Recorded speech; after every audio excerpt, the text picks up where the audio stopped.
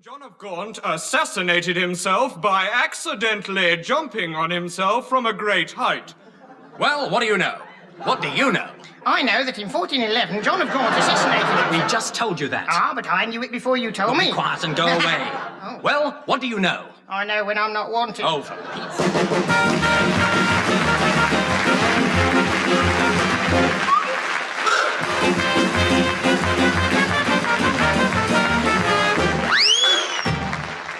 Once again to the Prunes of the Angus Strain Tune, we bring you from the three corners of the earth the glittering star-studded team of Tim Brooke-Taylor. He's the star. John Cleese. He's the star. David Hatch. He's married. Joe Kendall and Bill Oddie. They're not even good friends. Who all want to say to you, In 1411, John of Gaunt assassinated himself by accidentally jumping on himself from a great height. From a great height.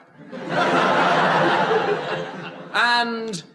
I'm sorry, I'll read that again. Ha ha.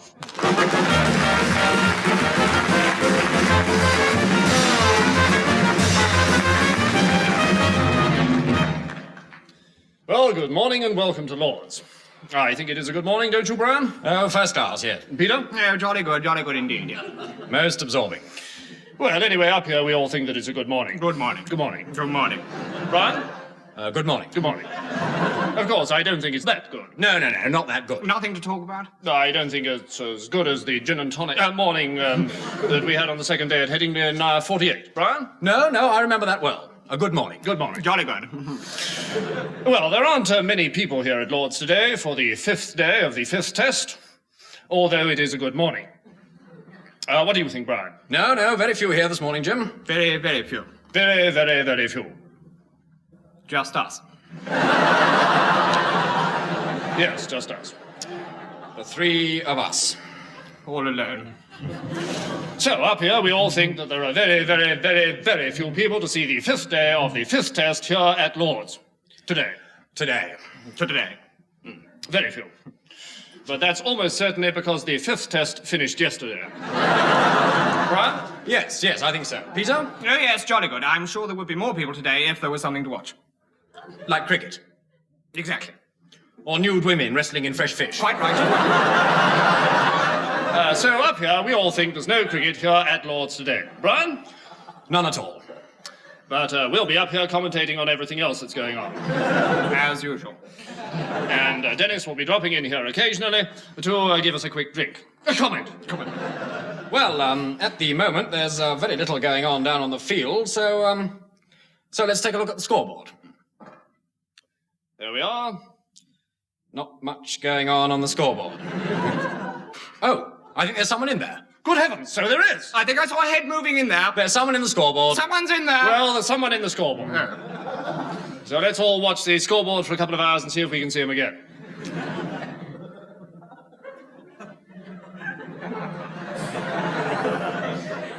No sign of him yet. Brian? No sign. No, none. Well, we greet any new viewers with the news that we can't see the man on the scoreboard. Look, he's coming out. He's out! He's out! He's out! He's out! Silly shot. He's out. No, he's gone back in. Oh. So I think we can safely say up here there's absolutely nothing happening here at Lord's this morning. Brian, would you like to sing? No. I'd like to sing. Shut up, Wes. Rain. Rain. It's beginning to rain. Well, what a shame. What a shame. What a shame. We have to return you to the studio, but we'll be back the moment that it stops drinking. Raining. Brian.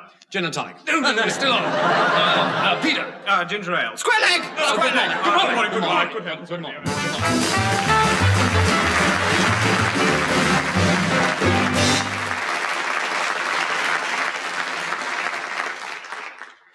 Joe Kendall always thought her Italian was rather good.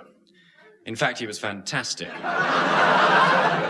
At least, when she went on holidays, she never had any trouble communicating with the average Italian in the street. But when she went to call on an Italian family, she soon learned the importance of having a really thorough grip on a language before you start using it. She will now read you exactly what she said to these people when she went to call on them.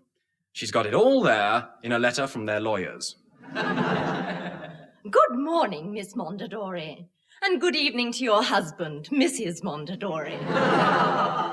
It is indeed a lovely sunrise, if those clouds have gone. And these are your daughter. He's extremely effeminate.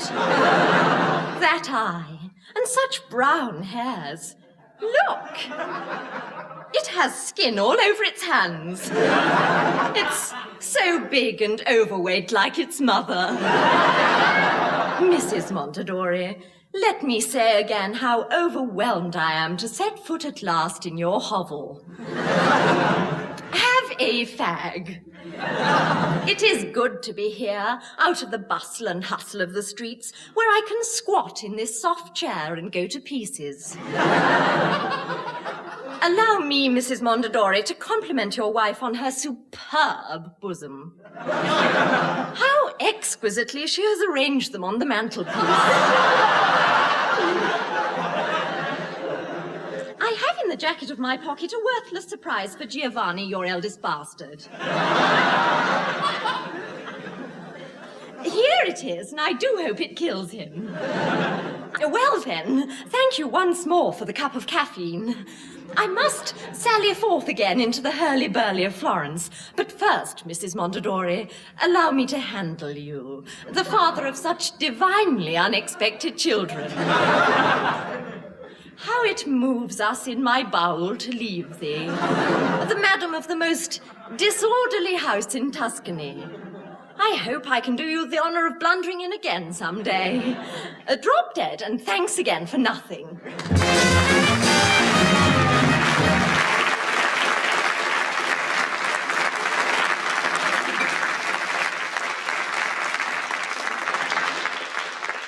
Excuse me, is this the vet's? Yes, this way. Mr. Vulturepant will see you now.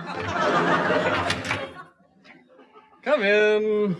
Oh, what have we here? One of our feathered friends, eh? Whose little pet are you there? Doctor. Come on, let him perch on my finger. What? That's it. Now up on my shoulder. Who's a cheeky thing, then? Who's a cheeky thing? What kind is he? Cocker Spaniel. Oh, yes, silly old me. Down you come, Kitty. Thought you were a bird. Now, what's wrong with him? Well, he's not been eating his bones lately, and... You're sure he's not a bird? Of course I'm sure. And he's beginning to... Because I'm awfully good with birds. Yes, And not so good with cats. he's a dog. Yes, I'm very good with aardvarks. He's not an aardvark. No, is he? he's a dog. And I'm wonderful with bald-pated tapirs. He's a dog. And I'm fatal with dogs. Still, I'll do my best. You're quite sure he's not a bird? He's a dog. Anyway, he's Because beginning... I really am fantastically good with birds. Yes. If he were a bird, it'd be a lot better for him. He's a dog. Dog. D-O-G. Dog. Dog. Yes, dog. Dog. Dog. Yes, Dog. he's a dog. Yes, he's a dog. Not a bird. No. And I think he's off his biscuits. You could mistake him for a bird, you know, in the dark. He's asleep in a sack. And his teeth are beginning to fall out. Have you tried teaching him to fly? What? You see, he's got very big ears, enormous ears. I'm sure we could get him to flap them hard enough. We could get him off the ground. You think so? What? Yeah, I'll tell you what. I'll take his left ear, and you take that one. Right, got it? Now Yes, I hold got it it, up and flap it up and down, and I'll flap mine. Up and down, up and down. Flap, flap, flap, flap, flap. Faster. Keep flapping. Now, quick. Take the poker and knock his legs from under him. Good. He's getting the idea. I think he is a bird, you know. Now climb up on that bookshelf, will you? Are you up? Yes, I'm up. Now, I'll hand him up to you. Now, you hold him by his ears. Yes, I'm Right, and just swing him around a little. Now drop him. Oh dear, he didn't fly, did he? No. He bounced a bit, but he didn't fly. No, you see, that's because he's not a bird, he's a dog. I know. Ah, Yeah? I know. Yeah? Let's see if he likes birdseed. Oh. Here we are, Dickie. Nice birdseed. Come on. Come on. No, he won't touch it. Well, that clinches it. He's a bird. What? Well, if he won't eat birdseed, Yeah. he's either an ill bird Yeah. or a well dog. Right. And this is a vet's. Yeah. So he wouldn't be here if he were well. No. So he's not a dog, so he must be a bird. How's he been singing lately? He doesn't sing. Oh, yes, he does. I heard him out in the corridor.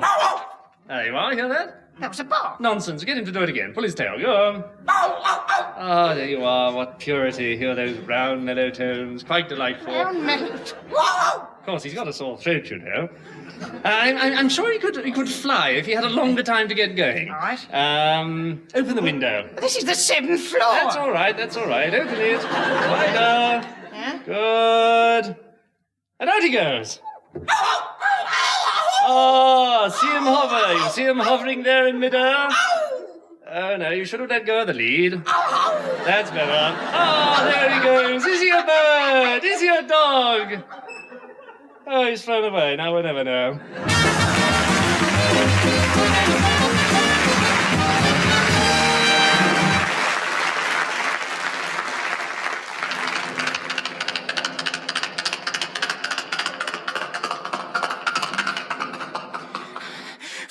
40 leagues I have ridden, through mire and way by gallop, dirt galloped, I galloped, we galloped all three, from midnight to sunset, racked with pain, our horses failing and faltering, and the white fleck foam and the burnished bridle, forewarning of some grave disaster, as we sped and sped so heartily through the iron cold night of the Ardennes, my companions falling one by the wayside, till I, the sole companion of my faithful nag, stand here in the glow of noonday to bring you the good news from Ghent to Aix. What is it? Hang on a minute.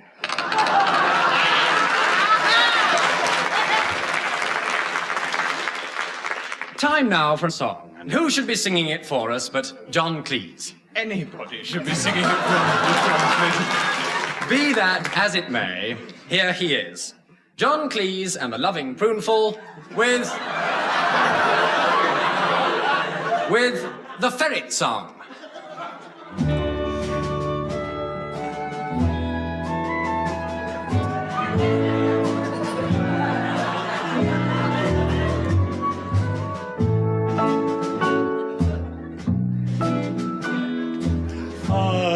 I've got a ferret sticking up my nose.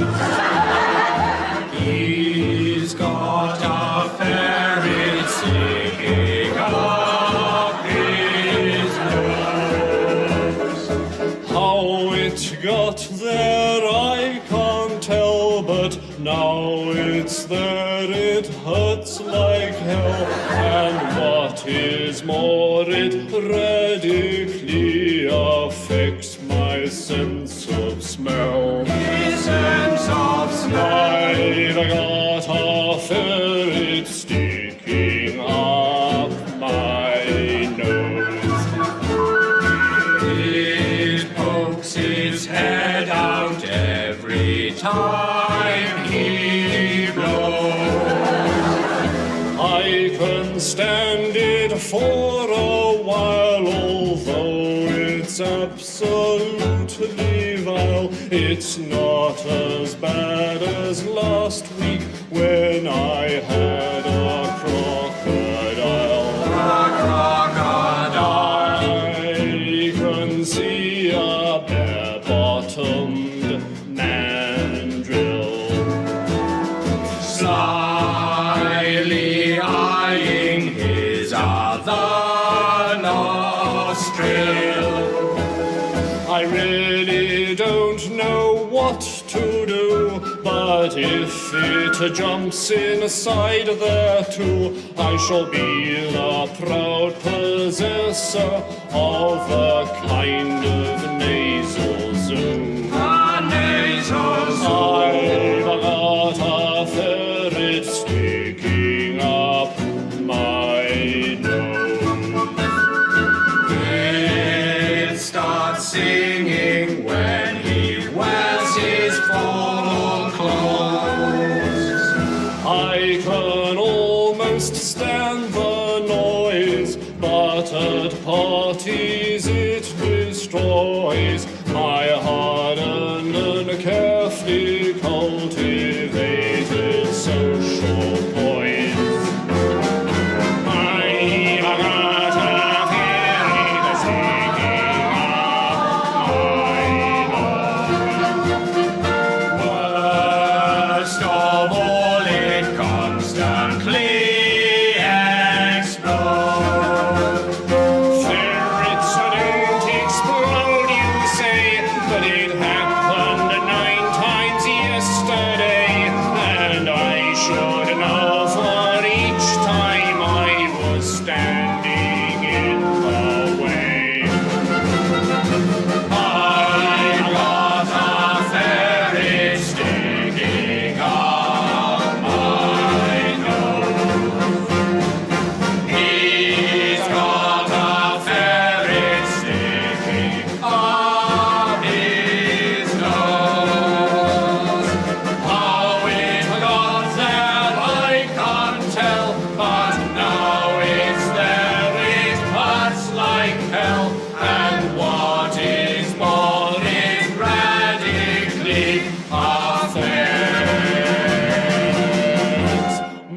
my sense of smell.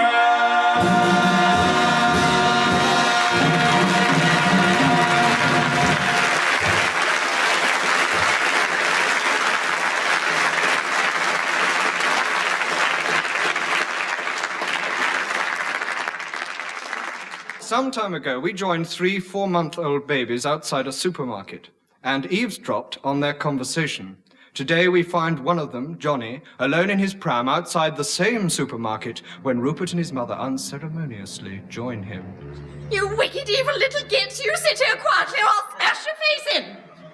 Morning, Rupert. What have you been up to? Oh, nothing really. I just wanted some fresh air, so I yodeled a bit and then threw some porridge around the room. I feel rather fed up, actually, Johnny. It's my gums again. You haven't got a rusk on you by any chance? Hang on, I'm not sure. I think I left a bit under my pillow yesterday. Actually, Johnny, I think there's a bit on my head if you can reach it.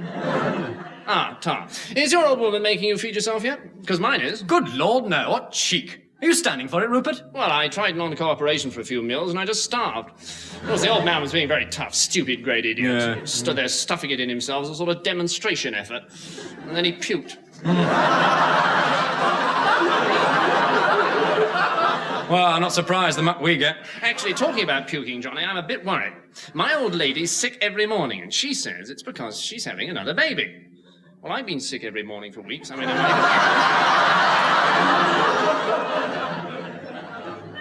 I don't think boys have babies. I think we have something else. I'll keep my ears open and try and find out. Look out, look out. Here comes Hugh with his mother. May, but aren't you a pair of good little babies then? You just wait there, Hugh, and look after Mumsy Wumsy's shopping. Mumsy won't be long. Get lost, you silly old bag. Where's your brother? Hello, Hugh. The old woman's looking dead rough this morning. Poor old Bragg. She's getting on a bit. We shouldn't laugh, you know, it's cruel. Well, what's new? Rupert thinks he's having a baby. Oh, wet nappies. Shut up, Hugh. Might be a rabbit for all I know. What are you doing anyway? And I'm just going to drop everything over the side. I forgot to do it when I first arrived.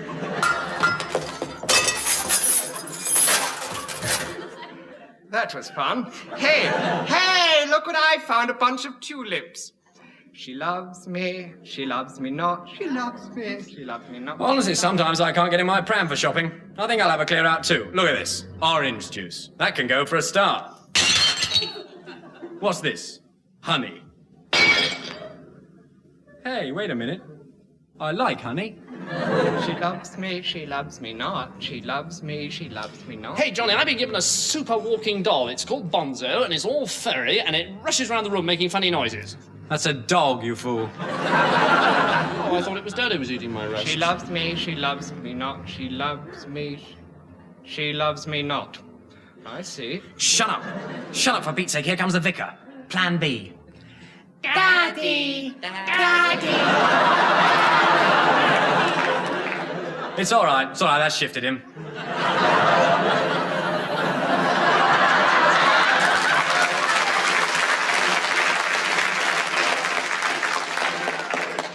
His wife looked a bit rattled, too. How's the crawling, Hugh? Crawling? Do you mind? I can stand. I can reach the china cupboard, though they don't know that yet. I'm saving it. It's going to be smashing. Smashing. They didn't know I could reach the phone till I dialed New York. Hey! Hey, I'm fed up with this squashy elephant. Has anyone got anything hard I can chew? I've got a rattle. How wet. You still playing with rattles? What's that leather case? Yes? Oh, Mother's glasses. Want them? Yeah, they'll do. Chuck them across. What a lousy shot. I'll show you how to throw. Hang on while I find something. A tin of soup. Watch this.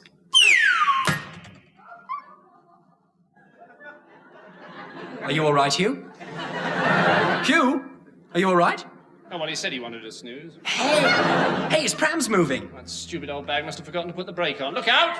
He's going quite fast, isn't he? Where do you think he'll end up? Oh, and that calls the pub. He might bounce off into the butcher's. Oh, this could be fun. Bye, Bye, Hugh.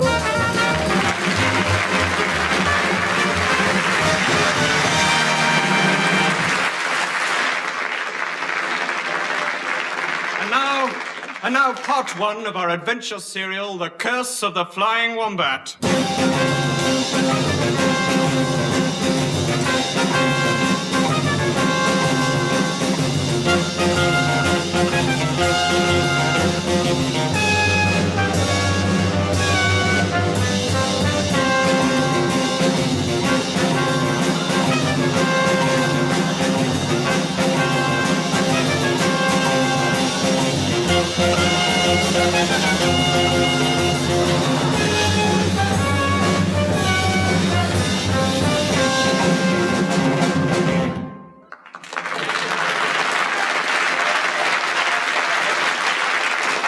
And now part 2 of our 14-part serial. The Curse of the Flying Wombat. A tale of the sea and the men who sail upon it. And sometimes fall into it, and sink down under it and swallow it until their tummies become distended and then explode. How disgusting. Men with salt in their veins. Oh, I bet that stings. Men who don't know the meaning of the word death. Captain, can I look at your dictionary? No.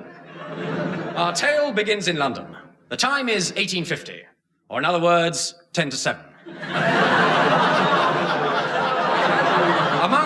Among the teeming wharves of London's dockland, our strangely handsome, indeed ugly hero, Tim Brown-Windsor, seeks out a notorious dockside tavern where he has been summoned by a mysterious massage.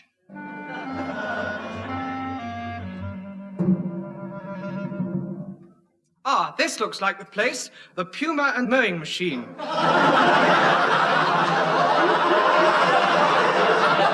Notorious dockside tavern, it says. I'll go inside.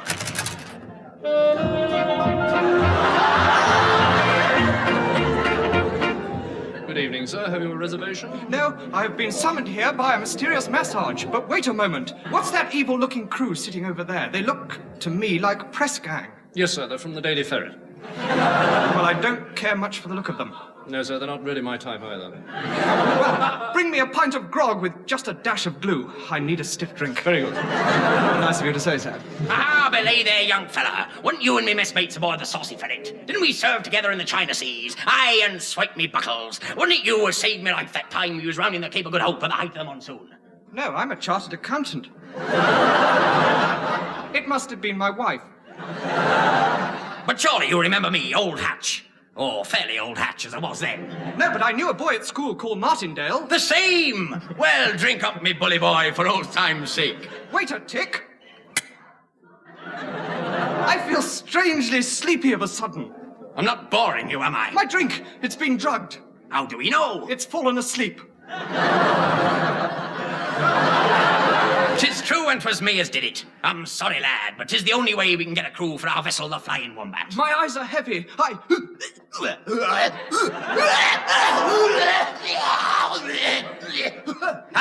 'Tis done. Not to say overdone. Come on, lads, let's get this lubber aboard, for we do sail with the midnight tide. The midnight tide? Aye, the midnight tide. The midnight tide!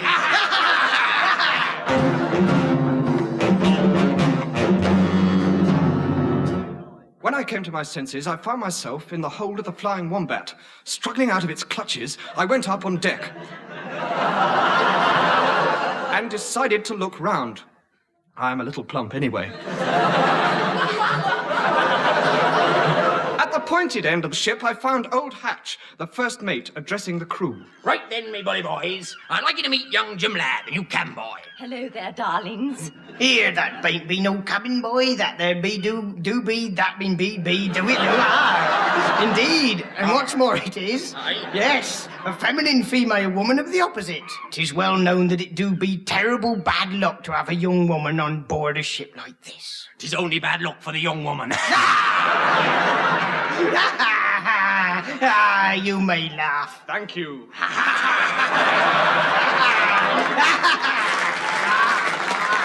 Pay no heed to old Peabody there, me hearties, but smarten up. Here comes our captain, Otto Cleves. I say, good heavens, not the Otto Cleves ferret impersonator. No. That'll be his twin brother, Otto. Captain Cleves was a tall, barrel-chested, gimlet-eyed, beetle-browed, cheese and onion-flavoured man. He came up the companionway and stepped slightly on the poop. He turned to the crew and held up a hand. Ah, put me down.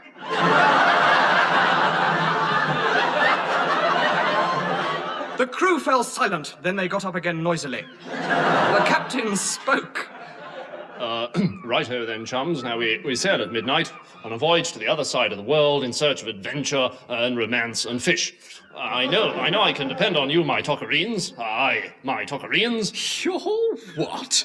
Toccarines. I made it up myself. It's rather good, isn't it? Anyway, man your posts, my toccarines. We sail at midnight. Ha ha, Jim Ladd. Was I all right?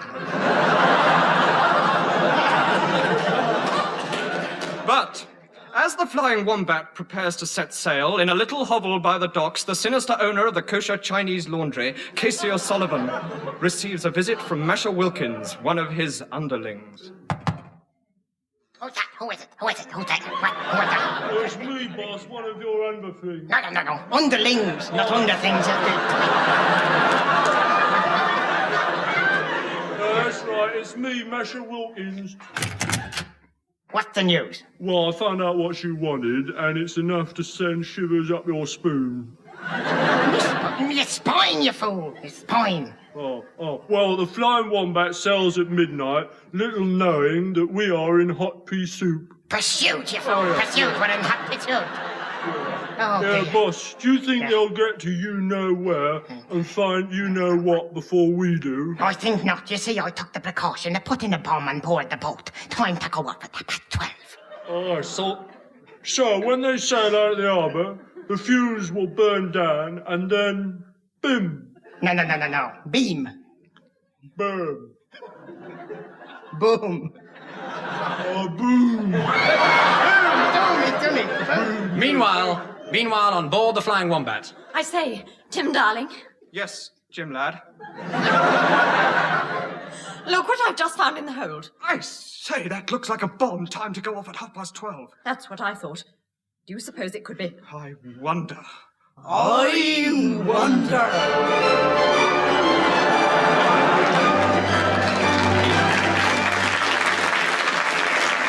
Is this the end for our hero? What is the mysterious quest of Captain Cleese? Where does Maisie Robinson fit into the picture? Will Casey O'Sullivan and Masha Wilkins triumph? How do you make a sausage roll? You can find out the answers to these and many other questions in next week's thrill-packed, spine-chilling, ferret-filled, action-ribbled episode of Down Your Way.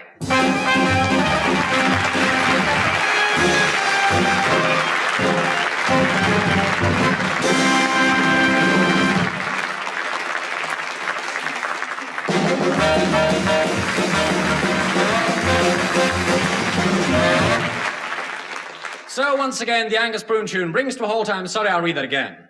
The voices you heard were those of well-known writer and broadcaster Tim Brooke-Taylor, millionaire socialite John Otto Cleese, Old Hatch, Joe Trendy Kendall, and wisecracking Bill Oddie. This edition of I'm Sorry, I'll Read That Again was written by John Cleese, Graham Garden, David Hatch, Eric Idle, and Clive James, the song by John Cleese and Graham Chapman, and the rest of the music was provided and played by Dave Lee. The show was produced by Humphrey Barclay, who we all love because he's very shy and retiring, next week. Join us again at the same time again next week when, who knows, it may be your turn to hear John Otto Cleese say... It's I'm Sorry, I'll Read That Again. My name is Angus Broom, and I always listen to I'm sorry, I'll read that again. You don't! My name is Angus Broom, and I'll never miss saying I'm sorry, I'll read that again. Get away! I sit in my bath and I have a good laugh called to sit in it and I can eat. My name is Angus Broom, and this is my tune-do. I'm sorry, I'll read that again. Anyone from above top? Yes, please.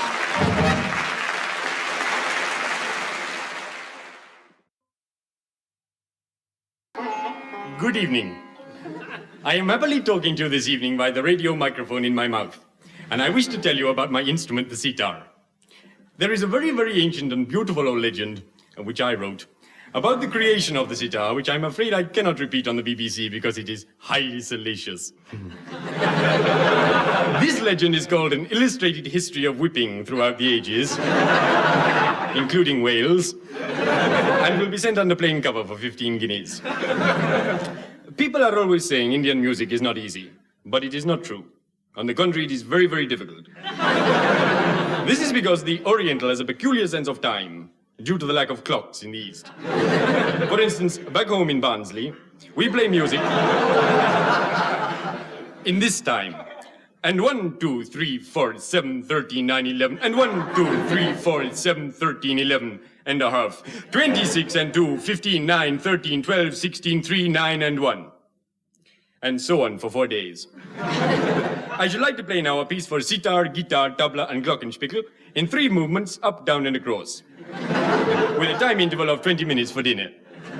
So take it away, Mac.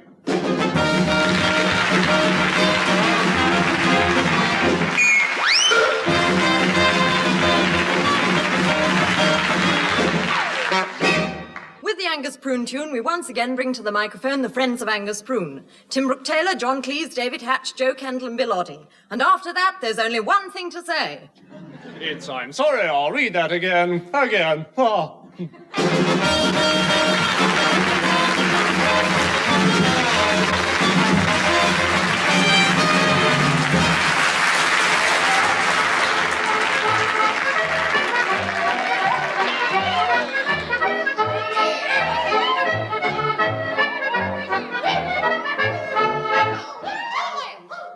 Good evening, and it's welcome to bonnie Scotland, and I hope you're ready to come a while with me with Jimmy McClester and his light orchestra.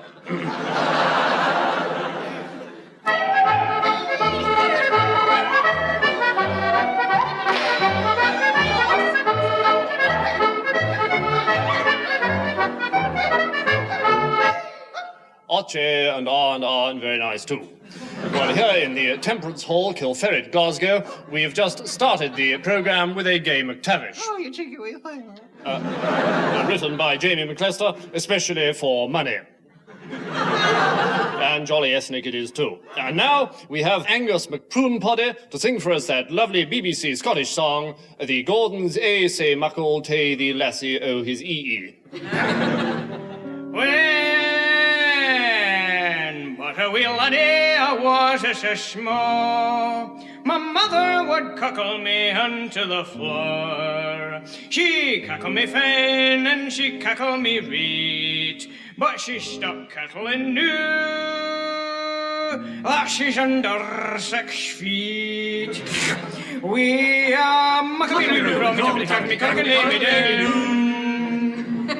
Jolly good.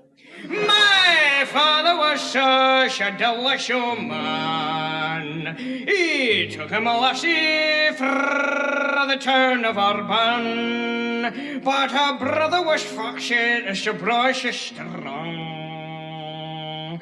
Not my mother joined further for very long. We are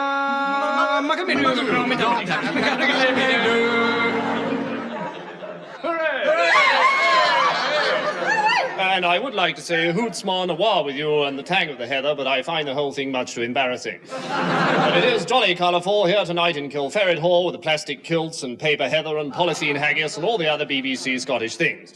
And now the McCrankenbuch dancers with the rhubarb tartan.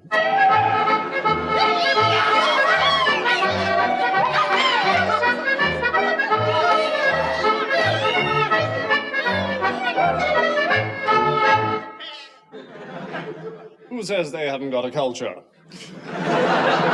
So, it's Fardy Well from the Heelands and all of us here in Kilferret, and here to put an end to the whole thing is the BBC Light Artillery.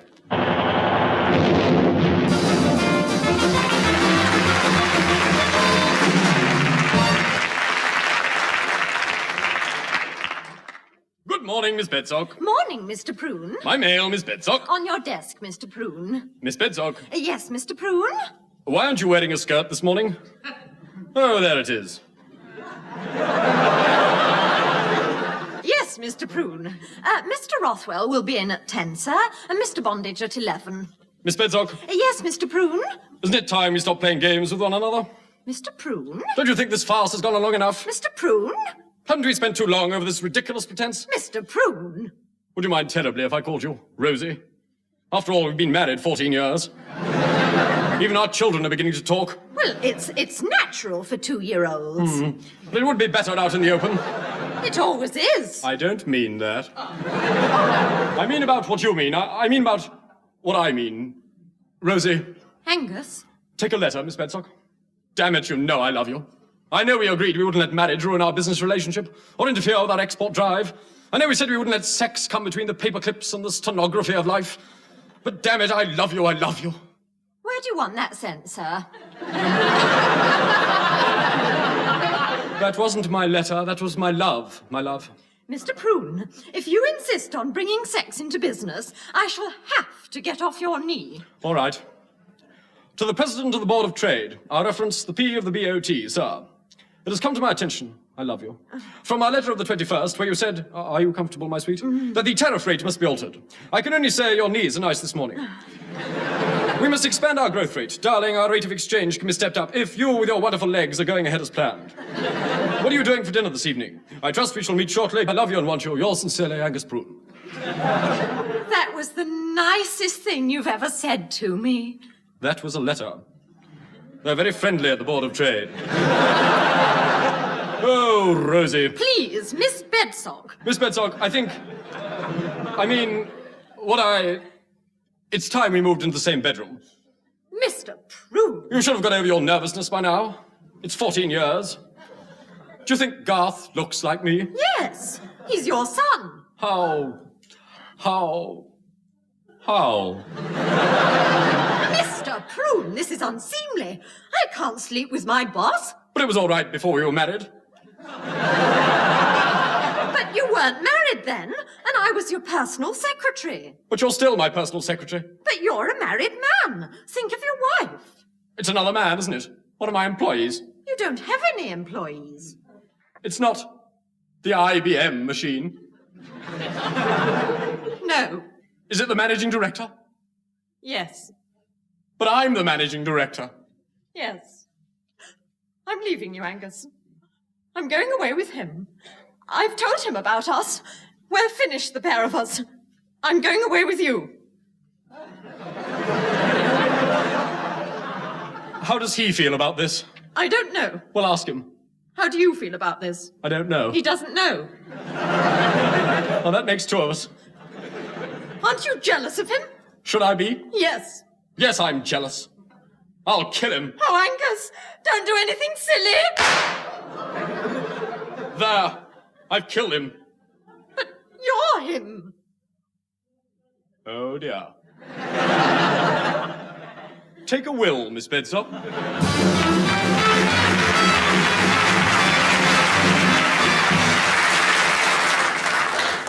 And now a number from Bill Oddie, who is crawling slowly up the microphone. Here he is with the first in a series of songs for swinging runts, accompanied by Dainty Dave Lee and the Seven Dwarfs. On the day that I was born, I looked like a leprechaun, and the trouble is I never really grow. When a girl comes out with me, I put my hand upon her knee, but that's about as high as I can go. All those lithe and lovely dollies like to cuddle and to pet, but a little bit of ankle is all I ever get. It's a shame. I'm small, I'm irretrievably small. Look at me, I'm so wee, I'm hardly here at all. I'm cute, minute, and very tiny to boot. Oh, please don't hurt me, I'm small. Of course, all my family were little. I was one of 12. There wasn't really enough to go around. I had a small father and a tiny little mother. She was a mini-mum. We lived in a mini-mouse, and when I was a teenager, I went to a mini-school. And eventually, I hope to become a minister. I've just bought a briefcase, and now a little song, all together dwarf. I'm small, I'm unbelievably small. Oh, I can make Charlie Drake look incredibly tall. I'm sweet, petite, watch where you're putting your feet. Oh, please don't squash me, I'm small. Here's John Cleese, I can touch his knees. I'm small.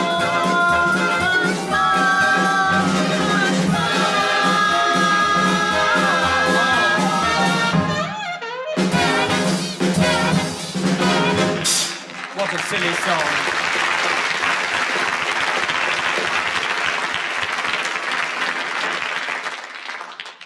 Next, please. Name. Leslie Grapevine. Mr. Grapevine, what do you do? I do bird impressions. I beg your pardon. Okay, Mr. Grapevine, take your time. Get used to the stage when you're ready. Cuckoo! Cuckoo! Cuckoo! Yes? That was a cuckoo. You don't say. Cock-a-doodle-doo! Cock-a-doodle-doo! Doodle-doodle cock! Doodle-doodle cock! What on earth is that? That was a cock turning round and going backwards. Cock going backwards.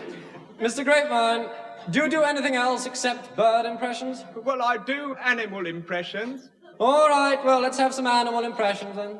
I wandered lonely as a cloud. Moo! That floats on high o'er vales and hills. Moo!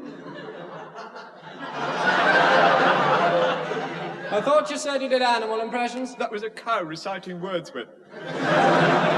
Cows don't recite Wordsworth, Mr. Grapevine. Well, mine do, that's the difference, you see. That's what makes my act different from all the others. But then I've got a giraffe singing Gilbert and Sullivan, a vulture who whistles Negro spirituals, and a barking cat. A barking cat? Well, let's see that then, shall we? Woof, woof! Thank you, Mr. Grapevine.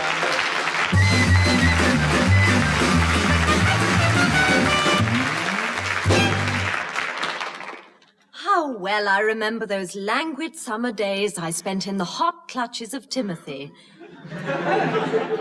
In the hold of the sloop as it slipped gently through the placid Caribbean waters off Bognor Regis. As a honeymoon, it was quite one of the sweetest I've ever had.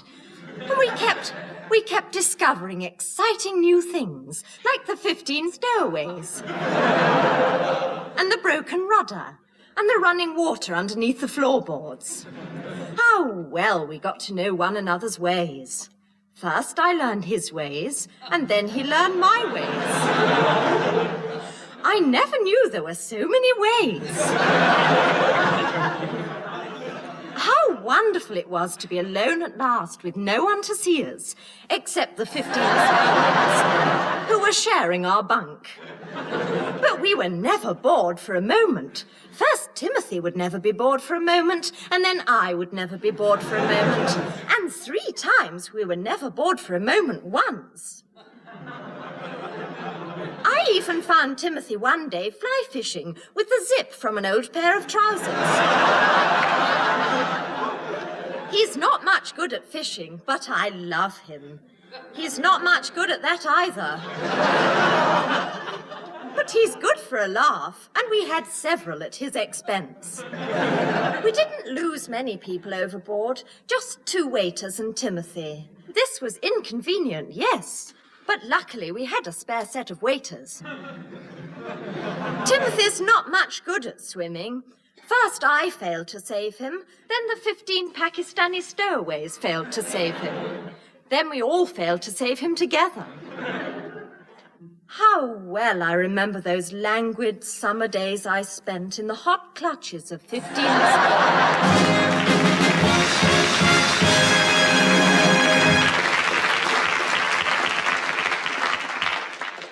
Good evening. I have with me here in the studio this evening a Mr. Potter. Mr. A. Potter, not Mr. Potter. A Mr. A. Potter. I've got another one. Now, Mr. Potter, I believe that you have some sort of scheme to attract more spectators to horse racing. Yes, I have. What is your scheme, Mr. Potter? Jim, have a record ready. My plan? Oh, yes, well, it's quite simple, basically. Oh, quite simply, it's very basic. Ha, ha, ha, ha, ha. Ha, ha, ha, ha. Ha, ha, ha. Mr. Potter, do go on. Oh, well, it was my idea that we introduce as the second event on the card at Ascot. Yes? That's the royal meeting, of course. A nude ladies' handicap. Hey, what? A nude ladies' handicap. Well, thank you very much, Mr. Potter. It's been very pleasant having you along to the studio. Goodbye. Where's the record?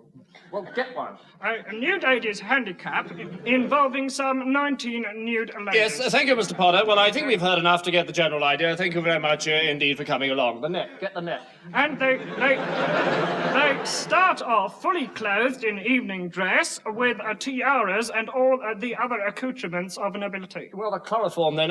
Yes, well, very interesting, Mr. Potter. Tell me, do you have any hobbies? And the familiar cry of "they're off" is replaced by guy off with them. And the ladies divest themselves in time to various melodies. Yes, at this point, Mr. Potter, I don't suppose you'd be interested in selecting this gramophone record, would you? Oh, no. No, thanks. And then they set off down the track and have 14 seconds compulsory posing at the furlong marker. Shut up! Fascinating, Mr. Potter. Well, thank you very much. I wonder if you'd be kind enough to step into this large metal box to answer a few questions on market gardening. Thank you. And they portray historical events and scenes from the classics in the nude, of course. And the stewards judge as to the quality of the pose, penalising bad posing by putting lead shot into their Wellington boots. That's it. That's known as putting the shot into their Wellington boots. Fascinating, Mr. Potter. I wonder if you mind just crouching down a little while I close the lid. No, my pleasure. The procession is very, very quick. Oh dear. Well, Mr. Potter appears to have climbed into a large tin box and driven out of the studio. But I'll be back here at the same time again next week with some even more interesting people from about town. Good night.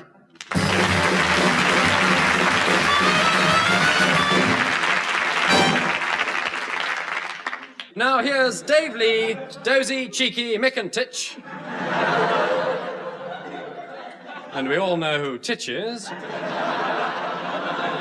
With a spot of rhythm and prunes.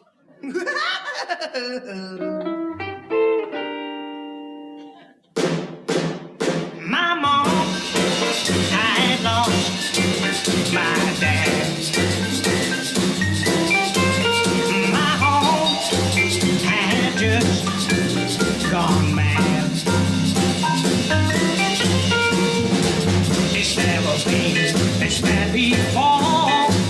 The dog is out with the cat next door, and my mom had lost my dad. My dad had lost his job. My mom called him a slob. Now daddy hates that kind of talk, so he went out for the long walk. And my mom had lost my dad. I'm losing my mind.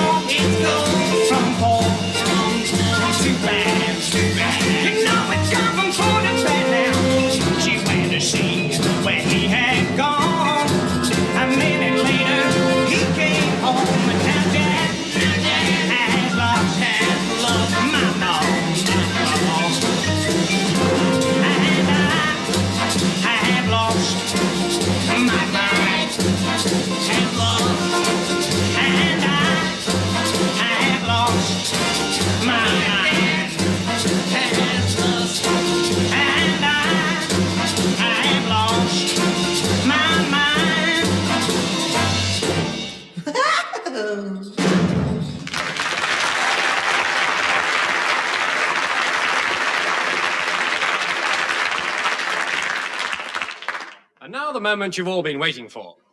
But hurry back as soon as you're finished, because it's time for part 2 of our 14-part serial in 2 episodes, The Curse of the Flying Wombat.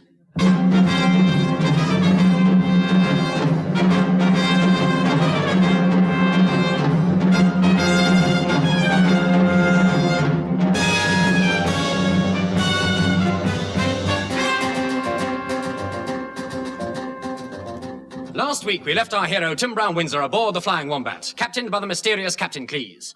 As they set sail on their mysterious mission, the cabin boy, Jim Ladd, shows him a bomb planted by the evil owner of the kosher Chinese laundry, Casey O'Sullivan. Will the bomb explode? Will the forces of evil triumph? Is this the end for our hero? Looks like it. I'm afraid not. In the nick of time, I threw the bomb through a nearby porthole. Oh, good. Into the first mate's cabin. I decided to report the incident to the captain. Excuse me, where's the captain? He's forward. You don't have to tell me, Ducky. No. What I mean is, he's in his cabin. Yes? It's me, Tim Brown-Windsor. Will you open the door? I can't. I'm in the bath. Well, can I come in?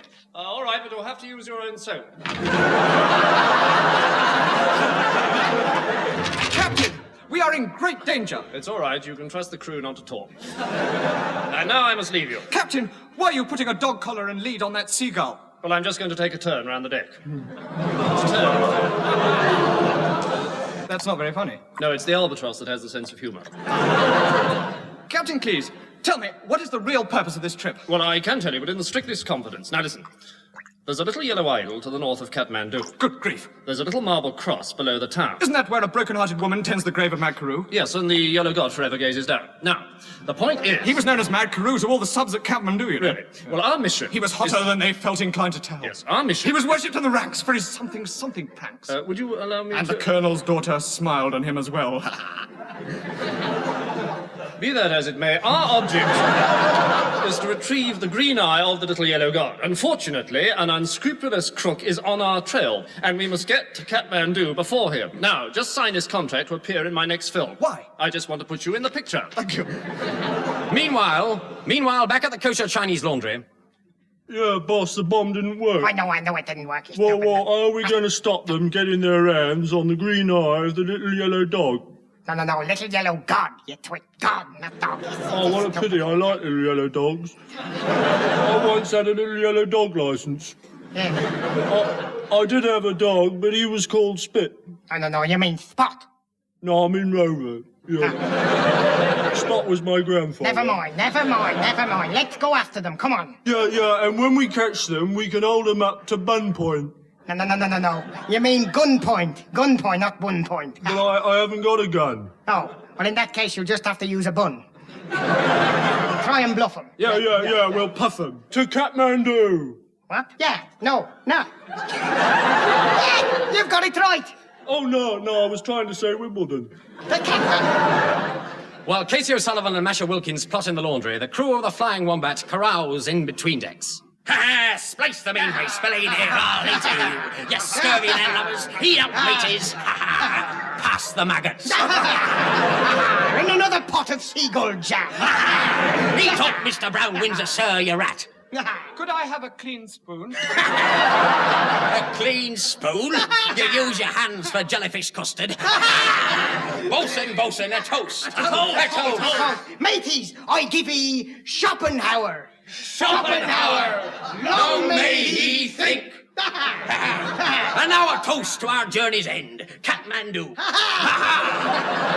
How did you know we were going to Kathmandu? I think you've got the wrong accent then. I don't know which... How did you know we were going to Kathmandu? It's on the tickets. Good morning. Sorry to bother you, but could you tell me where the first-class sun lounge is? Certainly, sir, you swab, sir. Up the stairs, turn right and along the plank. Oh, thank you very much, Pirate. But who was he? What? Shh, lad. It was Mr. Sadler, our first-class passenger. And keen amateur shark bait. Now, what was we discussing? We was discussing Great Admiral. You know, I sailed under the great Tom Arch. Never heard of him. Oh, but surely you've heard of Admiral T. Arch? No. Mr. Brown-Windsor. Yes? Go and look him up in the reference line. Aye, sir. Our hero strode out of the room, paused again without stopping, stopped pausing, shook hands with himself, fainted twice, and set off down the corridor. A lean brown smile playing across his ears. Suddenly from a cabin came a scream. A nice scream. In fact, a very nice scream. His suspicions were aroused. Look, it happened to me. I want to tell you. I was watching. Oh. Pushing open the cabin door, he stepped inside, trod on a billiard ball, fell through a hoop, struck his knee on a gong, wedged his head in a basket of crayfish, and was attacked by a large pig. So far, so good. Pushing the pig into a drawer, he stood up. The swine! He said. Hello? A voice came across the room and shook hands with him. Jim, lad, what are you doing here? I had to see you alone. I'll go then. No. No. I I need money. I'll lend you £10. Ah, alone at last. Tim, you must know that I'm not Jim Ladd at all, but an English gentlewoman of high birth. Oh, I wanted the top bunk. No, I am the Right Honourable Fiona Rabbit Vacuum. Fiona! My fiancée! Tim, darling. Darling. Darling. But a sudden noise interrupted their reverie. And what a reverie. Oh, what a reverie. Anyway, it was interrupted by a cry from the lookout in the crow's nest. He'd been carried off by a very large crow. In the confusion that followed, nobody noticed that the ship was heading straight for a reef of jagged rocks. Suddenly...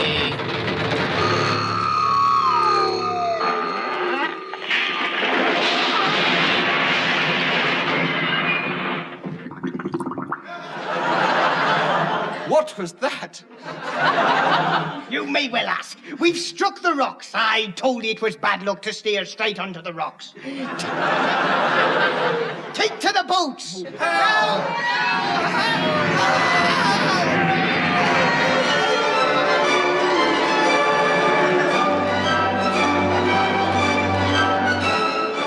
Is this the end for our intrepid hero? Is this the end of the Flying Wombat? Will Casey O'Sullivan and Masha Wilkins beat them in the race for the green eye of the little yellow god? Will the Flying Wombat ever reach these distant shores? What shores? A pint of bitter, please. Where was Marty, son of the Wonder Horse, on the night of the crime?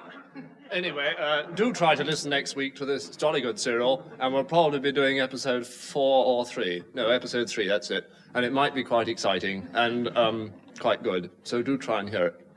Don't worry if you miss it, it doesn't matter. We won't be upset. Is that all right?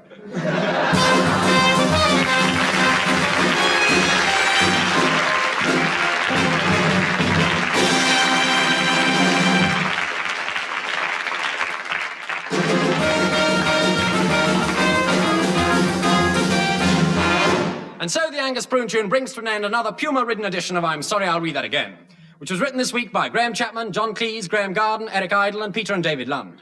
Those taking part were, as usual, Tim Brooke-Taylor. He's the handsome one. John Cleese. He's the famous one. David Hatch. No comment. Joe Kendall. She's the trendy one. And Bill Oddie. Now, he's the one who sings his songs, and he writes them. He's fantastically talented. As a matter of fact, he wrote some of And the the jokes. rest of the music was provided and played by Dave Lee. And the production was in the hands of Humphrey Barclay, which were hot and clammy. We're breaking up now, so perhaps you'll join us again next week in time to hear John Otto Cleese say... It's I'm sorry, I'll read that again. Again.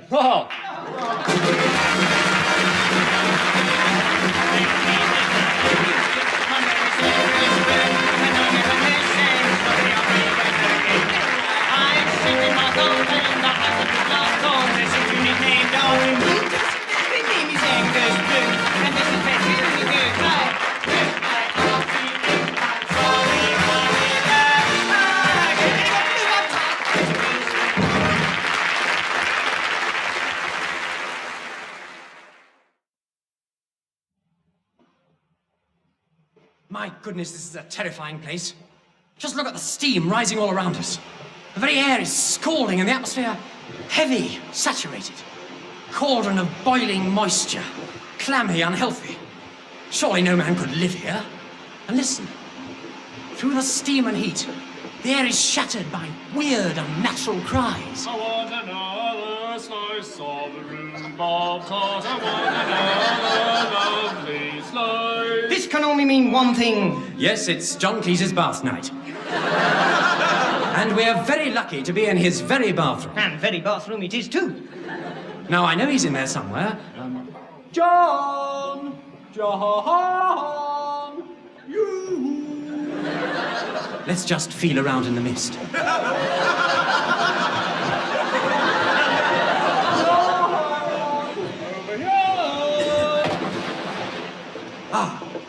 Here he is. Well, here I am, standing in the shallow end, just between his left feet and the cold water tap. And as I look round, I can see all manner of things floating about in the water. For example, John, what's this extraordinary object I'm lifting up now? That's my big toe. Oh, good. And what's that crawling out onto your right knee over there? That's Bill Oddie. Skin diving. I think he's found some. I think Tim and Joe are still under there, looking for the soap. What day is it? Friday. Well, they should have been up by now. Oh, there's something moving over there by your elbow. Ah, yes. Oh, no. It's just one of the crocodiles. What? They feed on the rubber ducks. My goodness. Oh, it's all right. They're not real live ones. They seem to prefer rubber ducks. Well, before I go, naturally, John, we came here hoping to hear you sing. Naturally. So, have you got a bath time melody for us? Well, you're very lucky, because in fact I've just started a pirate radio station on my chin. Yes. Yes, well, I can see Dave Lee and the boys rowing out towards it now. Right, all aboard, men, up you come. Splendid, splendid. So, here from somewhere in the choppy waters of John Cleese's bathtub. This is Radio Chin, broadcasting the naked voice of the nation's heartthrob. My name is Angus Prune.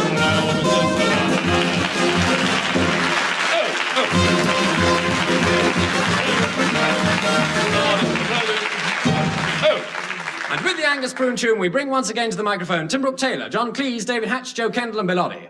And as the band of Dave Lee's bathtub serenaders sinks slowly down the plug hole, the voice of Radio Chin tells you... It's I'm sorry, I'll read that again. Again.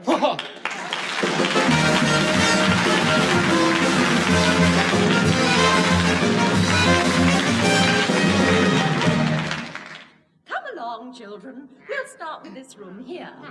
Now, this first picture is, of course, a Cézanne. This one is a Degas. And Martin, perhaps you can tell me what this one is. It's a nude, miss. Oh, yes, so it is. Stop giggling. There's nothing funny about nudes.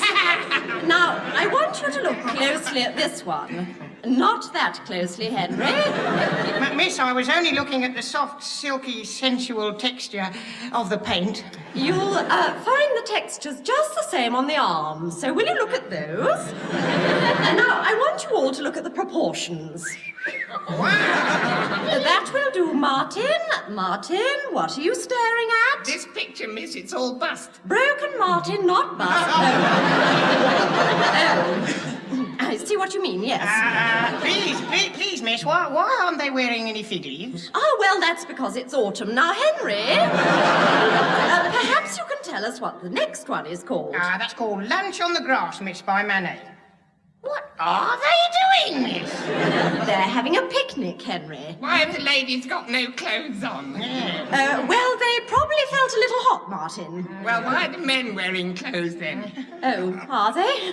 So they are. Well, they, probably caught the sun in the morning and decided not to overdo it, just as I'm always telling you.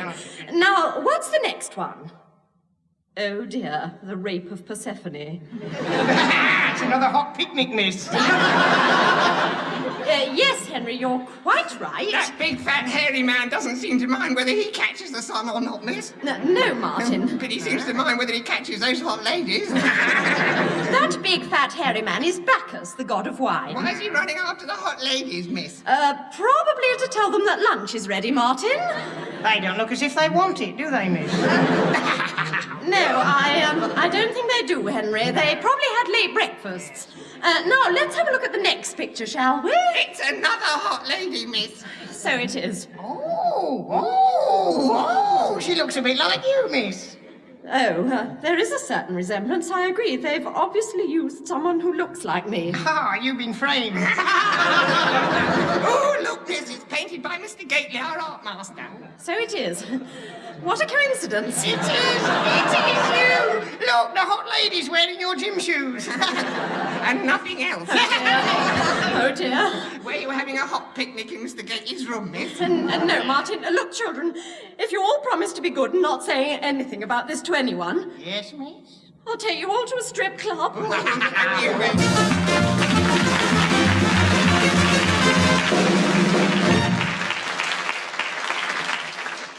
Good evening. My guest this evening in the series Interesting Jobs is Mr. Jack Smiley, who is a film actor specializing in military roles, usually in epics. Would you say that was a fair description of your work, Mr. Smiley? No. Well, how would you describe yourself? I am first and foremost a professional soldier. I am a mercenary. Wherever there is a battle, I will fight, and usually for both sides. Must be very interesting. Indeed, yes. It has been my privilege to campaign with some of the greatest generals. For example? Well, there was Genghis Khan, to name but two. Two? Yes, I was in the original and the remake. Believe me, there was a lot of difference. These younger Genghis Khans just haven't got what the old ones have. In fact, we have an amusing little saying among the rank and file. The old Genghis Khan, but the young Genghis can't. Surprising what one finds funny in the trenches. Indeed, yes. And who, with your wide experience, Mr. Smiley, would you consider to be the greatest general of all time? Julius Caesar. Really? Why do you say that? He's a true soldier and a gentleman, even if he is a wop. He's a soldier. Soldier keeps a firm discipline, insists on decent turnout, tunics pressed and eagles polished. Not like some I could mention. Oh, please do mention them, Mrs. Smiley. This is, after all, a cheap sensation-seeking program. Well, Robin Hood for a start. I've never seen such a scruffy band of men. Merry, yes, but smart, never. He'll never get out of that stinking forest of his till he realizes the war isn't a game. It's just a question of discipline, that's all, discipline. Yes, but surely some big battles have been won by ill-disciplined forces? It is true, I was exaggerating. Take Joshua, for example. The man who fit the Battle of Jericho. That's the very fellow. We were just a rebel, and yet with a blow of a few trumpets, the walls came a-tumbling down. Just like that? Just like what? Well, just like you said. Yeah, you're not taking the mickey, are you? Well, certainly not. No. Then stiffen your back and get on with the questions, you miserable little man. Well, certainly, yes. Yeah. Is your job well paid, Mr. Smiley? On the whole, yes, except with Caesar, that is. Well, why did you join him then? Why did I enlist in one of his cohorts? Yes. Well, partly for prestige, I suppose, and partly because I thought I might be able to use my Latin. I have a certificate, you know, certificate. And did you use your Latin? Unfortunately not. Caesar himself spoke perfect English, but with an appalling American accent. And the rest of the legionnaires could only speak Spanish. Well, that's really too bad. I see you've got a lot of medals there. Yes. Well, perhaps you could tell us what they are. Well, this one, Little Eagle, was given me by Caesar. This, of course, is quite a gear for my help in the French resistance. And what's this one? My RSPCA badge.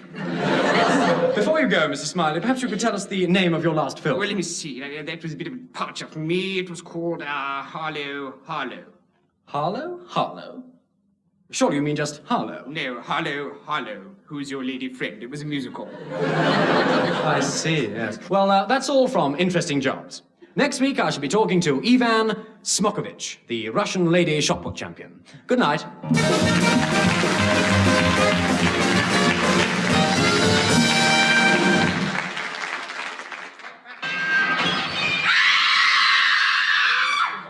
That was Alice Through the Looking Glass.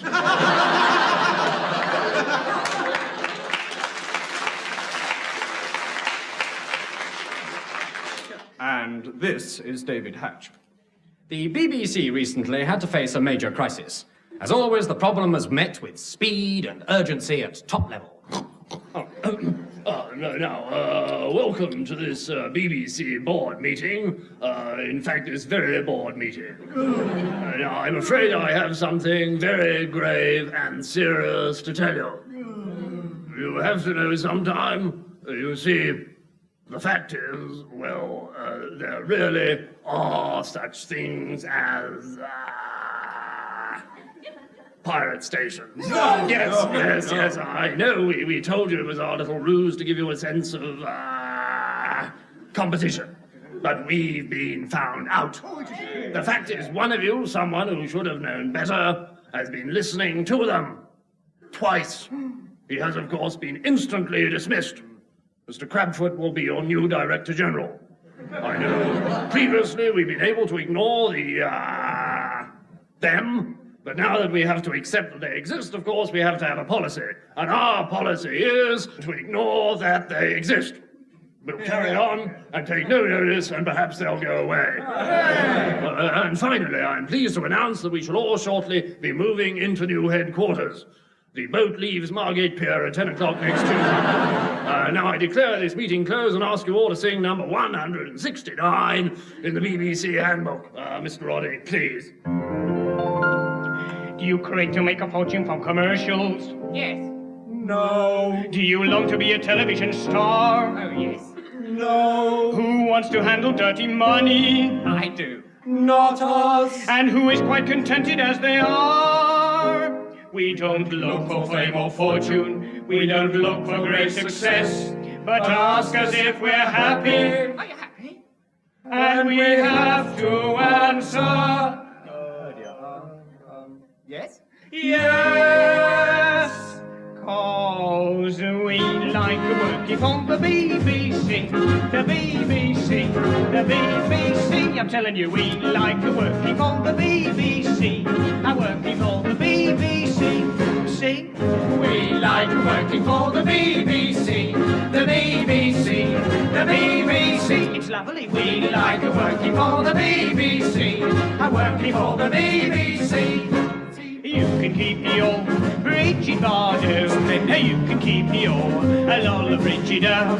You can keep your Ursula Andress. Just give us Mrs. Dale. We believe in Billy Cotton. We believe in Jimmy Clitheroe. We believe in Walter Gabriel. And even Kenneth Hall. All together we like the working on the BBC. The BBC, the BBC. It's wonderful. We like working for the BBC. I'm working for the BBC. See, BBC is tops for pops, oh yes. you can keep your Jimmy Savile. You can keep your Kenny Everett. You can keep your Kathy McGowan. Just give us David Frost. You can keep your David Coleman. You can keep your Kenneth Wolstenholme. You can keep your Eamon Andrews. Just give us Albert Platt. Albert Platt? BBC's very own sound engineer on BBC's very own Network 3 Sports Parade. Don't you ever read the Radio Times? The what Times? All together now, let's hear you. Now sing up, hearties. You're singing for the British Broadcasting Corporation. Stick your chest out. From the very heart, man. From the very heart. All together. Really give it to them. Really let it go now. You're not being played, but think of all the prestige. Think of the prestige. It's not the money that matters. It's the BBC. It's ever such fun. It's really rather super. I enjoy every minute. But we'd rather work for ITV.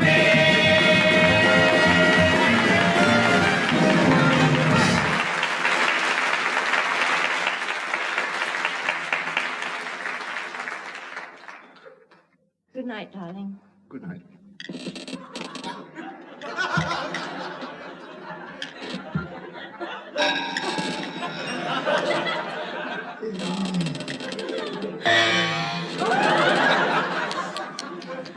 John, how much longer is this going to go on?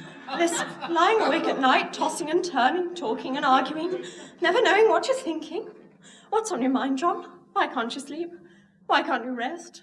Oh, John, where's the sleep that knits up the raveled sleeve of care? Oh, John, if there's anything I can do or say that will help you rest a little. John, wake up! What is it? What is it? Oh, John, can't you see what I'm doing to you? Why are you laughing? I always laugh when you do that to me. Oh, John, talk to me. I'm sorry, I've got things on my mind. I'm tired. I'm worried about the chickweed. It was thoughtless of me, I know, but I hadn't had much sleep skinning that bison last night. Which bison? Not George. No, Henry. So Henry's dead? Yes. I can't say I'm sorry. He was mean, even for a bison. I'm going to sleep. John, talk to me. Say something to me. Say you hate me. Say I'm ugly. Which? Say I'm ugly. You're ugly. You're only saying that. You don't really mean it. You don't care. You never think about me. Up and down all night, warming the milk, mashing the rusks, all the crying and the bedwetting. Yes, I know. I wouldn't mind if we had a baby.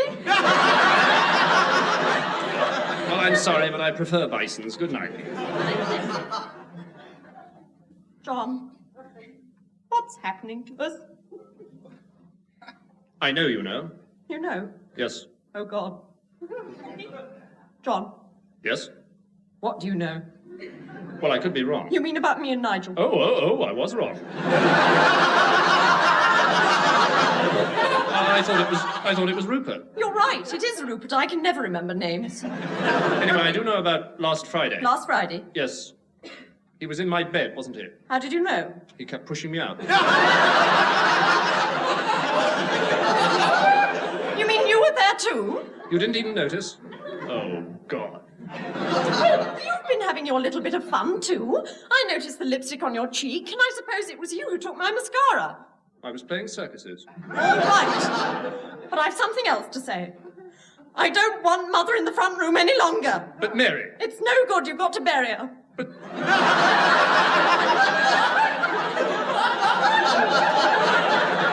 she's still useful. She still feeds the dogs.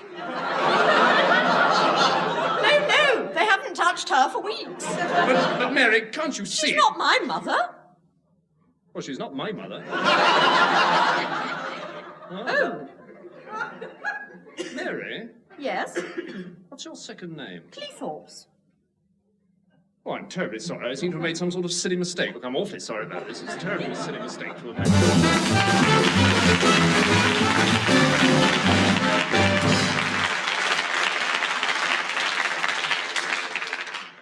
John had great big waterproof boots on. John had a great big waterproof hat. John had a great big waterproof Macintosh, and you can't get kinkier than that. Never mind. Well, we're very lucky to have here in the television studio this evening Mr. Thomas Pemberton, the Minister of Fuel.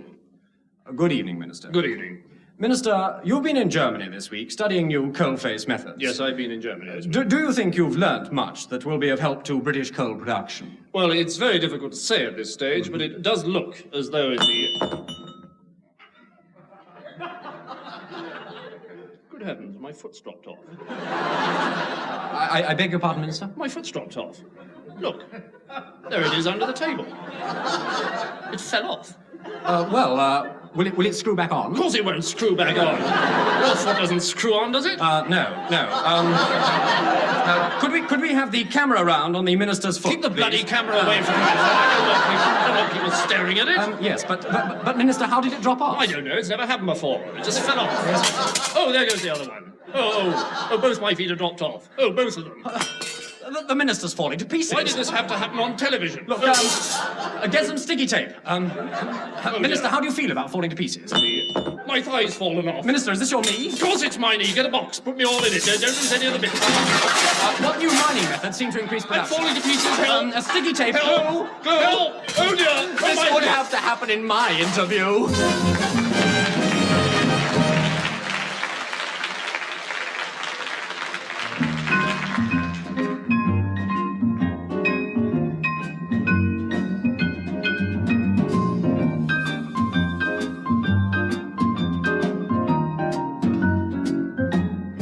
Ask me where is that smile, my famous smile of snowy white. You ask me what have I lost that's made me lose my grip and keep my lips shut tight. Ask me where is that smile, my happy grin of purest pearl. I tell you, you'll never see me smile again till the day I find my teeth.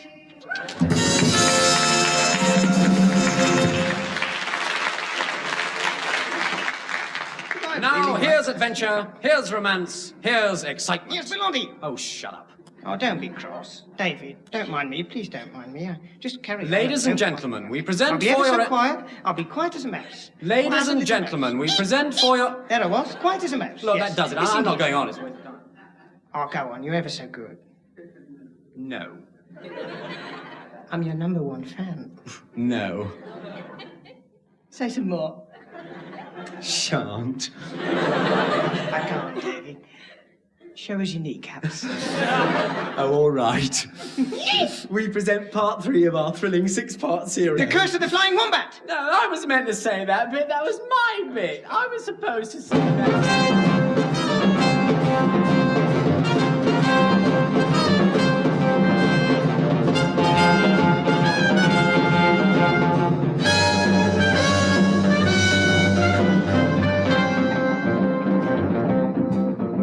may remember, our hero Tim Brown-Windsor had set sail with the mysterious Captain Otto Cleese in the Flying Wombat in search of the green eye of the little yellow dog, hotly pursued by the mysterious Casey O'Sullivan and Masha Wilkins. Get on with it. No sooner has the mysterious cabin boy, Jim Ladd, revealed himself as none other than Tim's mysterious fiancée, Fiona Rabbit Vacuum, than the Flying Wombat strikes a submerged reef. Is this the end of our intrepid hero? Is this the end of the Flying Wombat? Is this the end?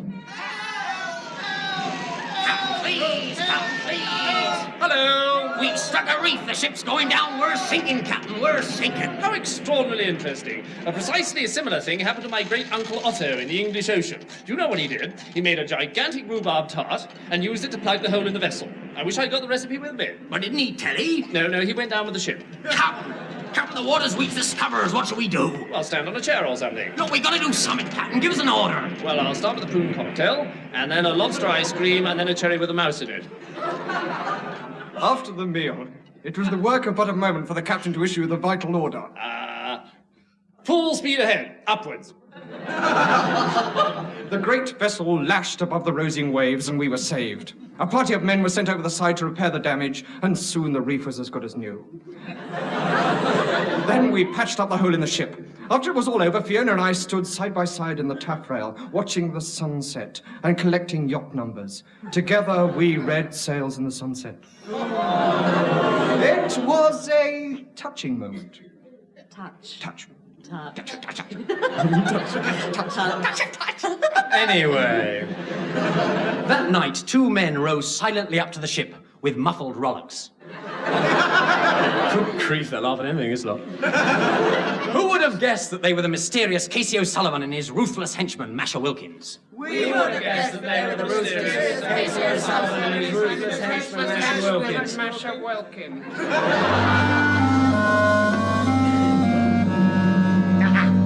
Yeah, boss. Yeah. This looks like the shop. No, the ship, Masher. The ship, you twit, not the shop. Oh, so I need to brought along my shopping biscuit. No, your basket.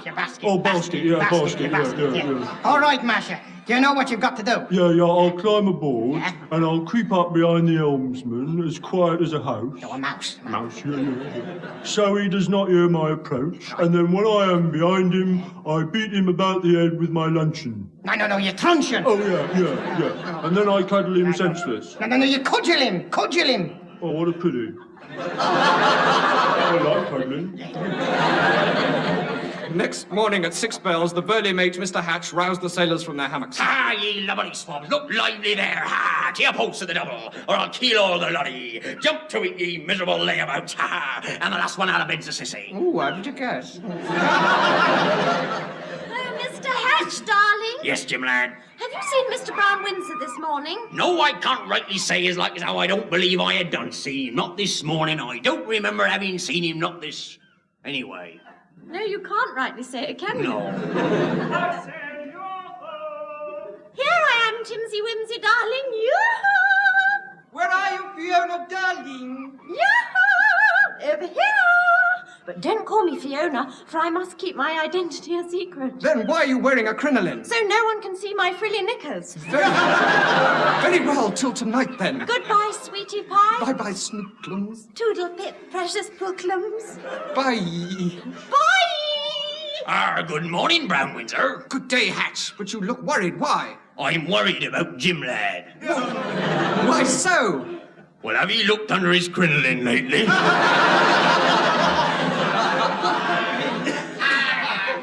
It'd be terrible bad luck to have a woman aboard. That'd be, aye. Terrible bad luck, I tell ye. Were you to ask me what it was to have a woman aboard, I'll tell ye it was bad luck. Look, that's right, if you catch me Shut meaning. up! Look, shut up! Don't he pay no mind him, sir? He'd always get like that when his songs don't go too well. But listen, sir, I think we do be in for some trouble. I've been hearing strange noises from down below. Have you taken anything for it? No, sir, I don't think he do catch my drift. Well, I am standing upwind. Sir, I think we do have stowaways on board. Stowaways? But this is serious. I couldn't think of a joke either. But where are they? Down in the scuppers, listen. Life on the ocean wave is the only life for me. Life on the ocean main with rhubarb tart for tea. Quickly, to the scuppers!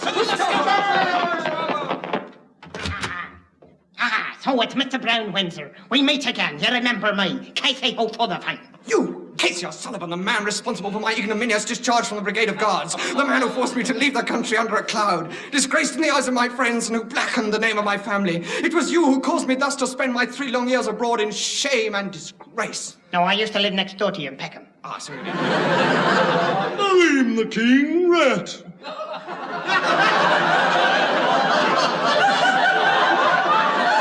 No, you're not. Oh, yes, I am. Oh, no, you're not. Oh, yes, I am. Anyway, it isn't relevant. Oh, yes, it is. Oh, no, it isn't. Oh, sorry.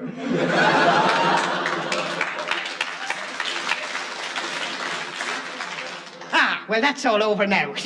Masher has a gun, and when I give him the word, he'll pull the trigger. But why? To make the gun go off. Oh, Mr. Brown Windsor, we're in the soup. Courage, Hatch. You've got some better lines next Yes. week. But don't worry, the fiends will never do it. Don't be too sure. Yeah, I haven't got such good lines next week. Don't be too sure, Mr. Brown Windsor. All right. Masher, let him have it. Ha ha. Hee hee. Oh, ha ha ha ha ha. Quick, I'm losing my accent.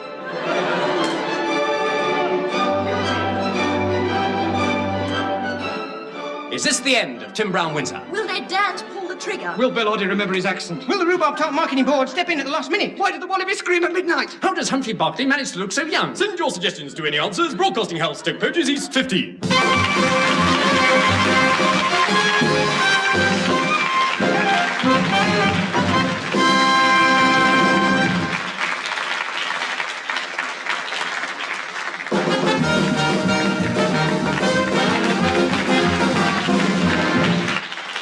So the Angus Prune Tune brings to the end another edition of I'm Sorry, I'll Read That Again, which was written this week by Tim Brooke-Taylor, John Cleese, Graham Garden and Bellotti, with Peter Hutchins and Leslie Sellers. The songs were written by Bellotti with the musical support of Dave Lee, which was most uplifting. Anyway, those taking part were Tim Brooke-Taylor, John Cleese, David Hatch, Joe Kendall and Bellotti, who are known to their friends. The production was by Humphrey Barclay, who would like to add a few words, but unfortunately he's tied up at the moment. We always keep him tied up during the programme. But fear not, gentle listener. Gentle listener. We'll be setting him free to prepare another edition at the same time next week, which will be introduced, as usual, by the voice of Radio Chin. It's I'm Sorry, I'll Read You Again.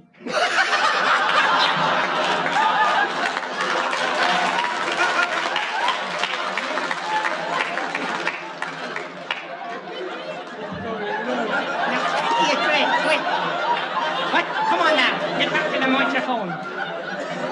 I'm sorry. It's I'm Sorry, I'll Read That Again. Again. Oh.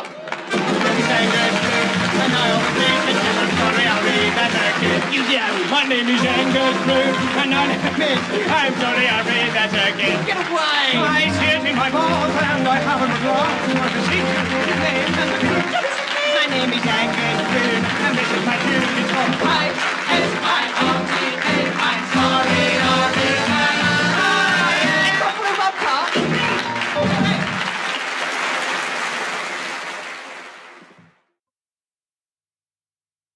Good evening. Tonight I should like to play for you a little melody using 8 ordinary glasses of water. Just to demonstrate how I produce this lovely sound, I fill up this glass so, and strike it with this small hammer so. A little melody using 7 ordinary glasses of water. I fill up the glass so, and strike it so. Thus producing a note very similar to what I get if I ring this small bell. You see? Listen carefully now. There's the glass, and there's the bell.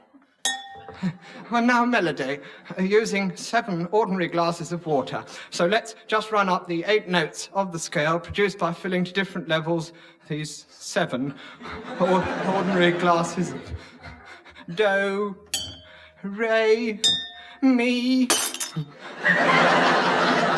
fa, so, la, ti, do. Now a little melody using 3 ordinary glasses of water. 1, 2, and 3. 1 ordinary glass of water. Thank you, Dave.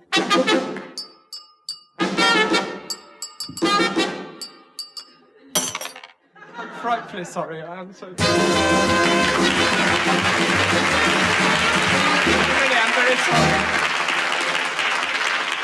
Once again, the Angus Prune Tune brings to the microphone those jailbirds of the air, Tim Brooke-Taylor, John Cleese, David Hatch, Joe Kendall and Bill Oddie. And here to give us the word go is the voice of the nation's heartthrob, John Otto Cleese. I'm sorry, I'll read that again.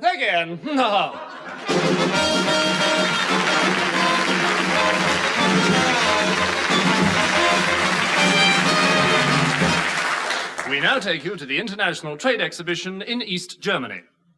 Roll up to the British stand. East German, ladies and gentlemen. Roll up and see the new British aeroplane. It's lovely.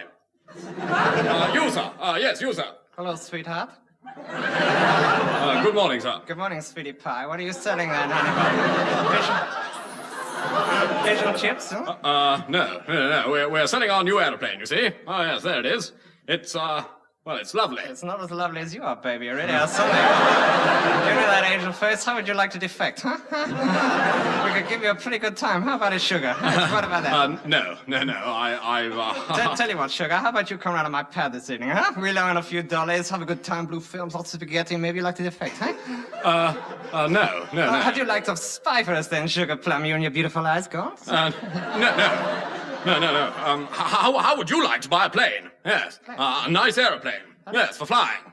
In the sky. In the sky. Forwards, yeah. Like that one up there, yeah. Yeah, you're quite a salesman, cutie, do you know that? Oh, thank you. You don't have much trouble with the girls, huh? No. Yeah, do you see Mitzi over there? She could be yours, you know that. Yeah, really? Look, you love our country treasure, you know? No, I don't think I would. We'd pay you well, you know that. Would you? No, look, please buy a plane. Oh, sorry. Just as a, matter of interest, purely hypothetically, of course. Of course, yes. If I did have a friend who was interested in defecting, how much? £100 a week, sweetie. £100 a week? Is your friend interested in cricket? Oh, yes. He could be president of the East Berlin MCC, you know? Could he?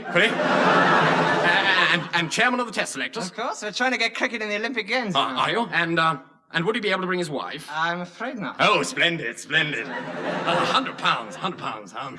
Look, please buy a plane. When would you, want to know, if he, could come? Now. I'll come. Yes, I'll come. Oh, they're rotten planes anyway. Oh, Mitzi. Wonderful. Hello, East Germany. Goodbye, swinging London. Goodbye, Julie Christie. Goodbye, English pubs. Goodbye, miniskirts. Hey, wait a minute. Goodbye, roast beef and Yorkshire pudding. Hey, wait a minute. Goodbye, Manchester United. Hello, East Berlin. Wait a moment. What else you got in England? What?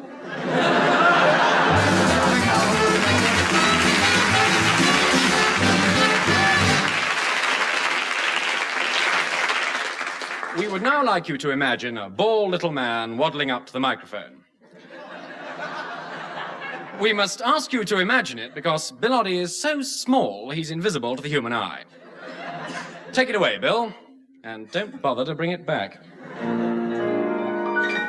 When some people are morose, they find a little dose of Offenbach will often spark their mood. But even Bartok and Sibelius, for me, are total failures. And Brahms has done more harms than good. So I would like you to know, sir, there is only one composer who ever wrote a note that made me laugh. And there's an impudent refrain that is running round my brain that I often like to whistle in my bath.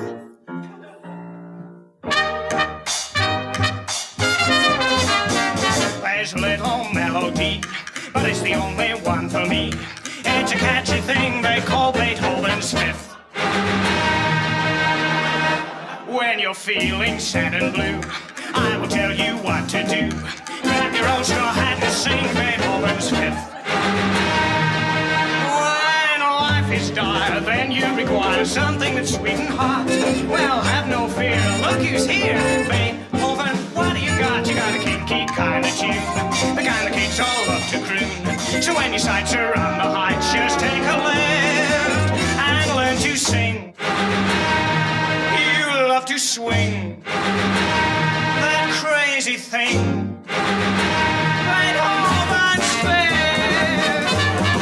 Europeans beat their sophisticated feet. We want to do the dance they call Beethoven's Fifth. At the Royal Albert Hall, all the promenaders call. Let's hear it one more time, Beethoven's Fifth. Now, take it slow, way down low, and it will still sound right. Take it fast and more fast, have it all tonight. So now you know this little song. I wanna hear you sing along. And when you go, I wanna know you got my drift. Let's hear you shout. So let it out. It's what it's all about. Beethoven's Fifth.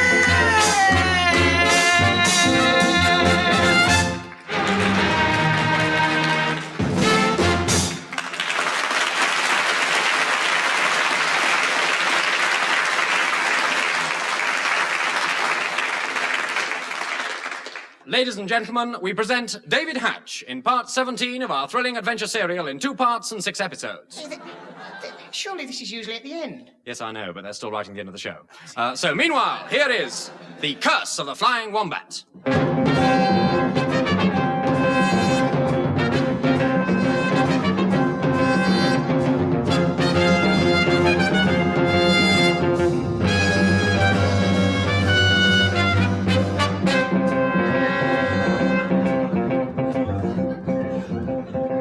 Last week, we left our hero, Tim Brown-Windsor, and the mate of the Flying Wombat, Mr. Hatch, in deadly peril on the precarious rope bridge over the Victoria Falls. Suddenly, the bridge begins to collapse. No, you've got it all wrong. Oh, have I? Oh, sorry. Oh. Well, they weren't on the rope bridge at all. Oh, no, that's right. They were in deadly peril, but not on the rope bridge. No, they were being held up at gunpoint. In gunpoint, yes. I think I'm going to get in. They were being held up, weren't they, by that awfully sinister chap, Casey O'Sullivan, and his sidekick, I think it's a sidekick, Masha Wilkins, on board the Flying Wombat. That's it. What will happen? Is it all over? Will our hero triumph or not? Was I all right? So, Tim Brown-Windsor, your time hath come. Masher hath a gun, and when I give him the word... You fiend, you wouldn't dare! Okay, Masher, let him have it. All right, boss. Here you are, mister. Please accept this down with my compliment. You great twit. Mr. Hatch, take these 2 rogues and give them 50 lashes.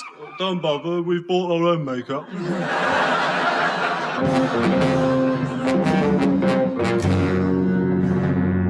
With the 2 villains securely locked up below the decks, life aboard the ship went on as usual. I'll sing you a filthy old song of the sea. Way, hey, and scupper the poop. Fill all your tankards and listen to me. Heave away, boys. Sing away, Johnny. And yo-ho, and off we go. Hello, what's going on here? Is everyone happy? Yeah. Good. Well, my Tockerines, I don't know where I'd be without you.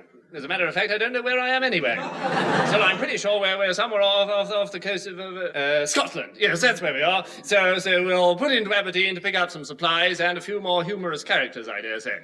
Captain Cleese, look up there in the sky. Good heavens, it's a bird. It's a plane. It's a bird. You're right, it's a messenger pigeon. And what's that tied to its leg? It's a messenger. Good afternoon, gentlemen. Oh, not him again. It's Grimbling, butler to my Aunt Lady Constance de Coverlet. I've been travelling like this for 2 days. Phew. You poor soul, why, it's put years on you. Your hair has turned quite white. Well, if you'd been tied under a pigeon...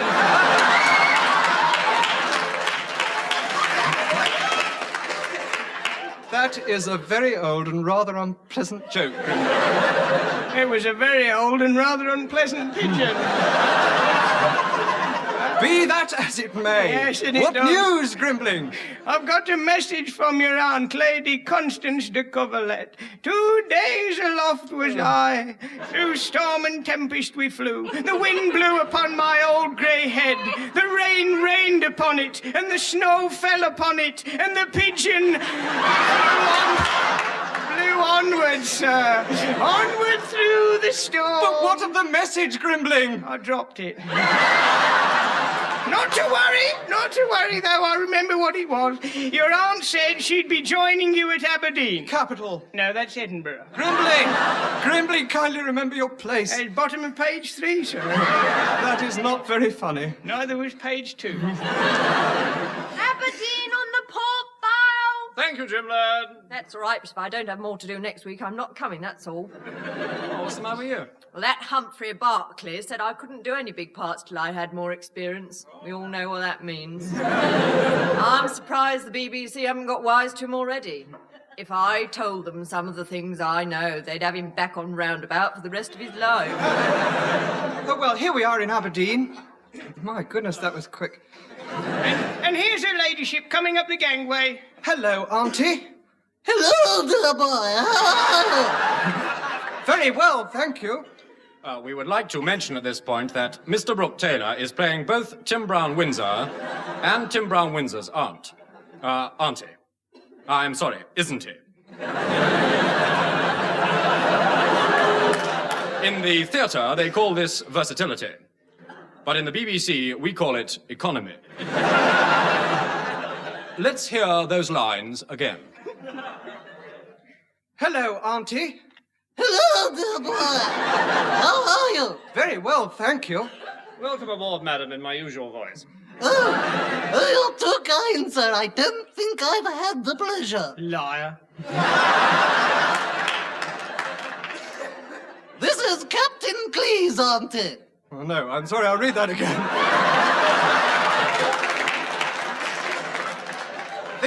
This is Captain Cleese, Auntie. How do you do, you handsome brute? I am Lady Constance de Coverlet, but you can call me Bedspread. But tell me, Timothy, what are you doing on this ship? He was forced to come on board the Flying Wombat, Lady Coverlet. Press ganged as they have it in the Navy. Yes, and don't they have it in the Navy? But who are you, young fellow? I am Jim Ladd, the cabin boy. Then why are you wearing a skirt? It's all right, Auntie. Jim Ladd isn't a boy. He's a girl. It's my fiancée, Fiona Rabbit Vacuum. We were press ganged aboard the Flying Wombat, and now we're on our way to Kathmandu. I don't get it. At your age, I'm not surprised. Suddenly... What was that? Look, they're marsed. Casey O'Sullivan and Masha Wilkins have got free, and they're soaring through the mast. It's coming down! Look out! Too late, we're done for.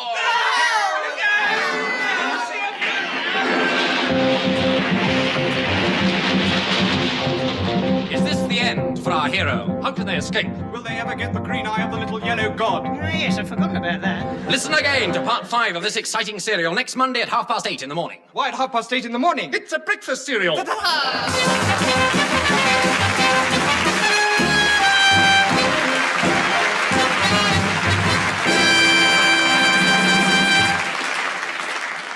For reasons that are utterly beyond me, we are now going to have another song.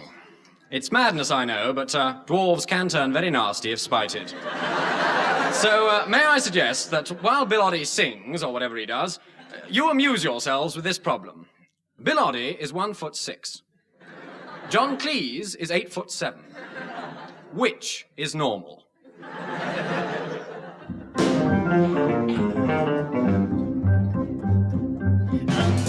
Mummy, tell me, now what are we to do? My daddy's found a chorus girl and let me hear with you. I don't think we can make it, we never did agree. 'Cause I've always hated you and you have hated me. And the neighbors say that we'll never stand the shock Isn't it a caution the family's on the rocks? Mummy, tell me, oh, who's that at the door? I never realized we had so many friends before. They come in through the windows, they come in day and night, and they come with little notebooks just to see that we're all right. And the neighbors say that we'll never stand the shock. Isn't it a caution their family's on the rocks? The family's on the rocks. Oh, the family's on the rocks. Oh, the family's on the rocks. Oh, what a shame. Oh, mummy, tell me, now who's that free to do? My mother's found a chorus girl and left me here with you. I don't think we can make it, we never did agree, 'cause I've always hated you and you have hated me. And the neighbors say that we'll never stand the shock. Isn't it a caution that family's on the rocks? Oh, the family's on the rocks. Oh, the family's on the rocks. Oh, the family's on the rocks. Oh, what a shame. The family's on the rocks. Oh, the family's on the rocks. Oh, the family's on the rocks. Oh, what a shame. Oh.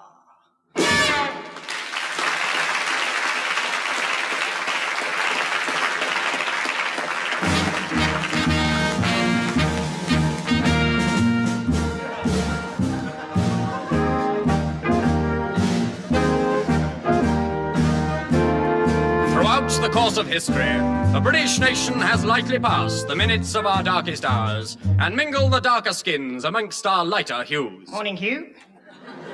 Putting our best lip forward and with our foot to the grindstone, we have marched onward to defeat and met it with a stiff upper nose. We have not always been victorious, but we have always gone down gloriously. Shall we get on? I see. 900 years ago today, or was it yesterday, or not so long ago anyway, in this year of grace, 1966, the 14th in our good Queen's reign, there were 3 months of startling importance. 3 months when the whole history of this country was changed. Changed by 3 months, and in 3 months, and through 3 months, and about 3 months. 3 months of that momentous year, 900 years ago today. 9 centuries past, back to that fantastic year, 1492. 1066. All right, so I made a mistake. I'm the King Rat. Oh, no, you're not. Today, we are going to tell you about 1066 and the man who is named after it. Well, most of us were named after 1066. It is on the lips of every schoolboy. Lipstick. William the Conqueror. What do we know of William? Well, firstly, of course, he was a Norman. I thought you said he was a William. No, the whole army were Normans. Were there any Freds or Willies or Garfunkels? They were all Normans. It made roll call easier. It also meant William was on first-name terms with his whole army. Very good for morale. And very bad for morals. I knew a girl once who was on first-name terms with a regiment. That is incredibly boring. Oh. Anyway, she called it Reggie. Incidentally, that is Britain's entry in this year's Eurovision joke contest. And it's going to be told by Peter Haig. Be that as it may, William, Duke of Normandy, had decided to claim the English throne. I want the English throne. The coast was clear because a few days earlier a large army of Scandinavians had landed in Yorkshire. Au pair girls. Hey! And Harold went straight to meet them. I don't blame him. No, to fight them. I still don't blame him. William's army. What an army it was. He had some splendid knights. And then they left Paris. and caught the cross-channel ferry. With him were a band of stalwart men who were William's aides. Yes, and one of them had a great big silver ring in his ear. Why? He was William's earring aide. Well, be that as it may, as the Norman army advanced towards Hastings, they looked a splendid sight. The Normans are wearing absolutely fabulous, snappy chukka boots with tiny pointed helmets which go perfectly with their tiny pointed heads. Duke William has on a big, powerful, if you'll pardon the expression, a breastplate with a matching saucer, a tiny lawn girdle, and the whole ensemble is rounded off splendidly, dramatically, with his old Etonian tie. Thank you, William. They were short of time. William appealed to his army. It was all that kinky gear. Men of Normandy, are you with me, heart and soul? Yes, we are, Ducky. How many more times must I tell you? D-U-K-E spells Duke. Meanwhile, Harold's army had marched all day for the past 6 months and was rapidly descending from the north. Events were beginning to take shape, but there was still one vital person who had yet to play a part. Me. Couldn't I have a passionate love scene with Harold where he sweeps me off in his hairy arms and his breath mingles with mine and he holds me close? Harold, well, I don't know how to put this really. He didn't really like, ladies. You don't, mean, Good heavens. I say. Well, I tell you one thing for sure, I'm not playing him. Oh, come on, Tim. No, I'm always getting the la-di-da parts and I'm fed up with it. Fed up with it. What's more, I've had offers from round the horn. Really?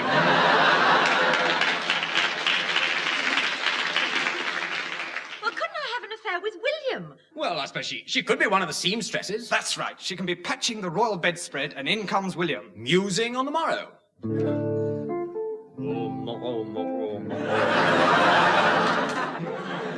Oh, I say, who are you? Seamstress patching the hole in my royal bedspread. I am a seamstress, patching the hole in your royal bedspread. I'd never have guessed. My word, you're a comely wench. First comely, first served, sire. But what are you doing in the royal chamber? Get out at once and put it back under the royal bed.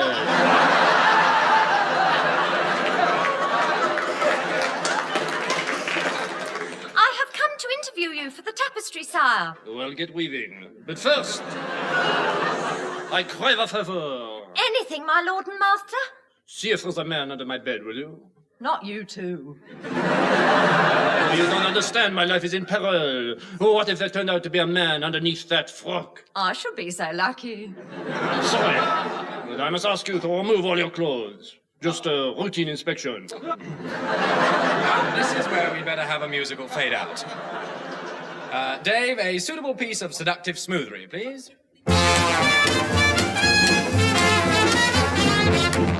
He's fired. He's drunk, you mean? These musicians... I know. They knock up a theme for Adam Adamant. They think they're God. Yes, well, maybe we'd better set the next scene. Yeah, all right. The scene. Harold's camp. Yes, we know that. As the army slumbered soundly in the warmth of their wiki-ups... Slumber. Wiki-up, wiki-up, wiki-up. There were those who never slept, but plotted throughout the night. Plot.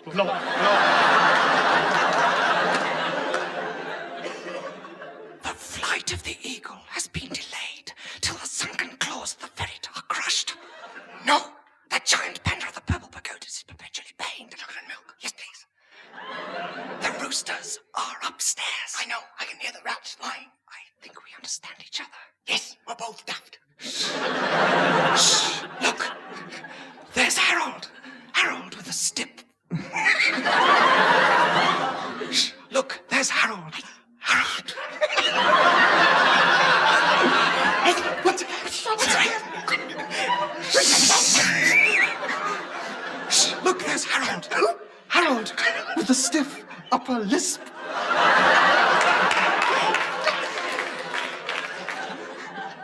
Surely you mean lisp. Try it again. Try once more time. Harold, with a stiff upper lisp. Surely you mean lip. Wait till you hear it. Where's my man? Oh, someone call him. Henry! Oh, where's my Batman? Out with Robin, sire. Oh, bother. I've got a battle tomorrow. I haven't got a thing to wear. Now, listen, my Lord Chamberlain. Yes, madam. Well, one of us is wrong. Look, we haven't got any plans for the morrow. Then we'd better make some. By midday, plans were afoot, and by evening they were 18 inches. So the battle started. Remember, Harold's team are in the darker shirts and are fighting from right to left. So let's go over straight away to our radio map for the present state of the battle. Hello, I'm your radio map. I'm here to tell you what's going on. Imagine an apple. The English army are represented by the little stalk in the hollow at the top, and they spread out and down the hill thus formed. At the core of the apple lie the forces of William. Now, Harold's plan is to draw William forward, thus, and to cut him off halfway up on the right-hand side of the apple. And then when William has 3 lessons to attack, and then to advance. Meanwhile, the battlefield rings with opposing orders. Take right, withdraw, swing left, counter thrust, up periscope. The battle raged all day and on into the evening with overtime. Towards sunset, as a desperate ploy, William shouted his last orders. Last orders, gentlemen, please. This devilish trick lured the English down the hill and into the pub. There they were surrounded, and Harold received his fatal wound. Mud in your eye, Harold. Harold's eyes narrowed, but not enough. Oh, I'm slain. Oh, slain. Slain. Oh, I'm done for. Murdered. There dies Harold. Was that all right?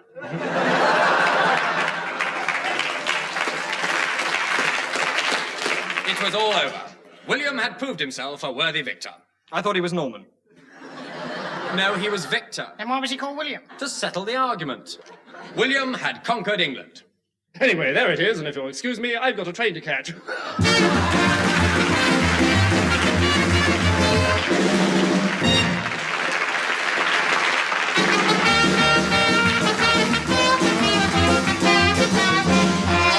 And so the Angus Prune Tune brings to an end another edition of I'm Sorry I'll Read That Again, which was written this week by Graham Garden, John Cleese, Tim Brooke-Taylor, Eric Idle, and Bill Oddie, who also wrote the songs. Additional materials by Andy Smith and Don Currell. The music was provided by Dave Lee, and the voices you heard were those of Tim Brooke-Taylor, John Cleese, David Hatch, Joe Kendall, and Bill Oddie. The production was by Humphrey Barclay, the most swinging man in the studio. We shall be cutting him down after the show. Tune to Prune at the same time again next week to hear John Otto Cleese say... It's I'm sorry, I'll read that again. Again. Huh.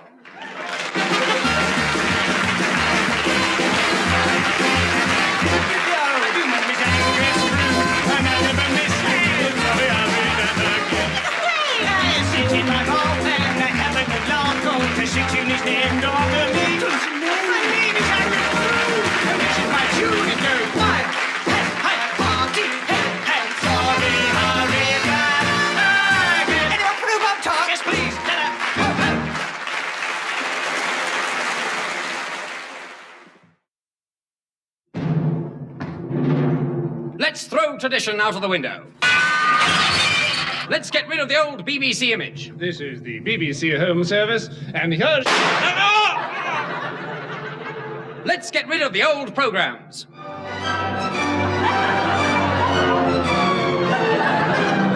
Let's astound the critics. I thought the whole show was quite magnificent. I agree, it was quite fantastic. Let's experiment with time.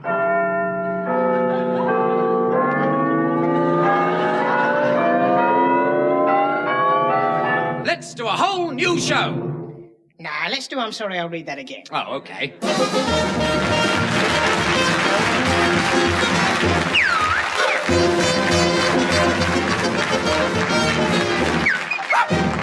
Yes, with the Angus Prune Tune, we once again bring to your attention Tim Brooke-Taylor, John Cleese, David Hatch, Joe Kendall, and Bill Oddie. 5 people whose names have the ring of success. And here is their spokesman, John Otto Cleese, to say... It's I'm sorry, I'll read that again. Again.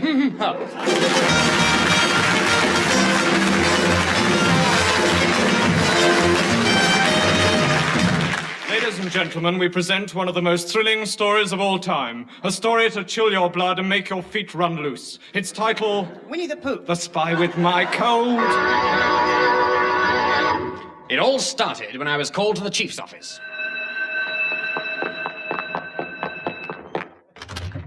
Now, come in, number 3. I'm number 2, sir. You've been promoted. Shut the door, lock it, and shoot the bolt.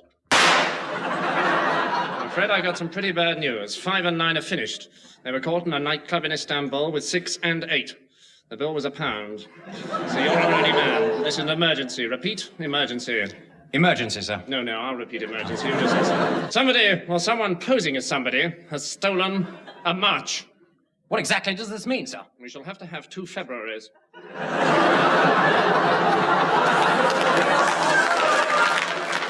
In the silence that followed, the phone screamed. The chief picked up the telephone. Hello, telephone. What are you doing this evening?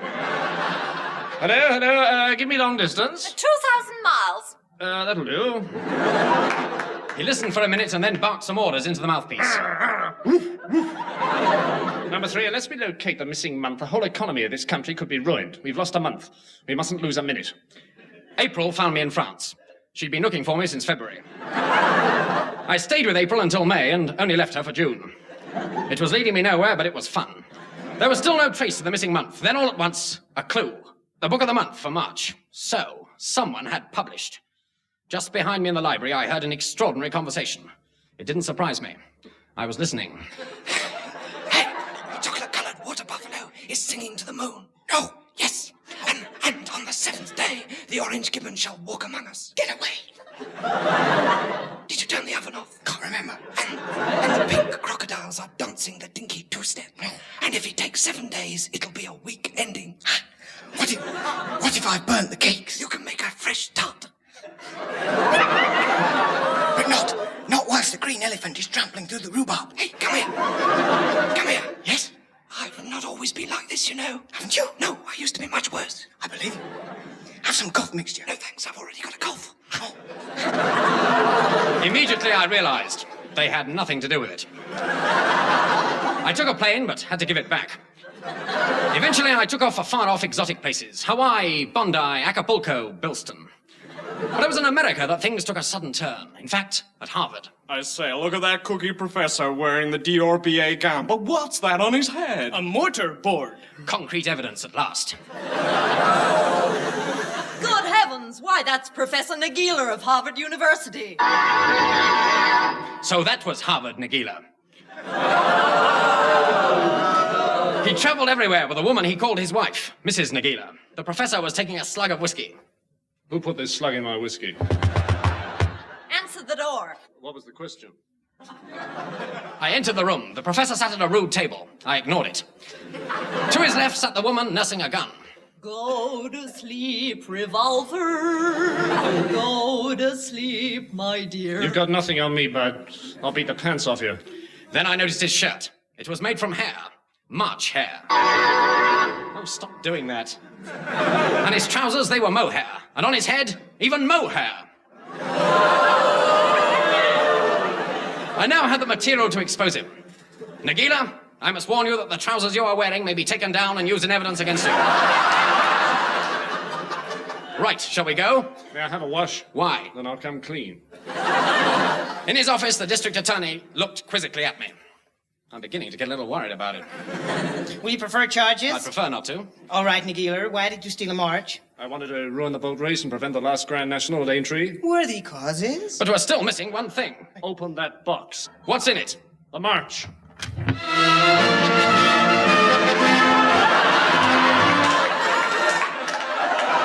there's a man in there, too. Speak to us! Good evening. Here is the end of the sketch.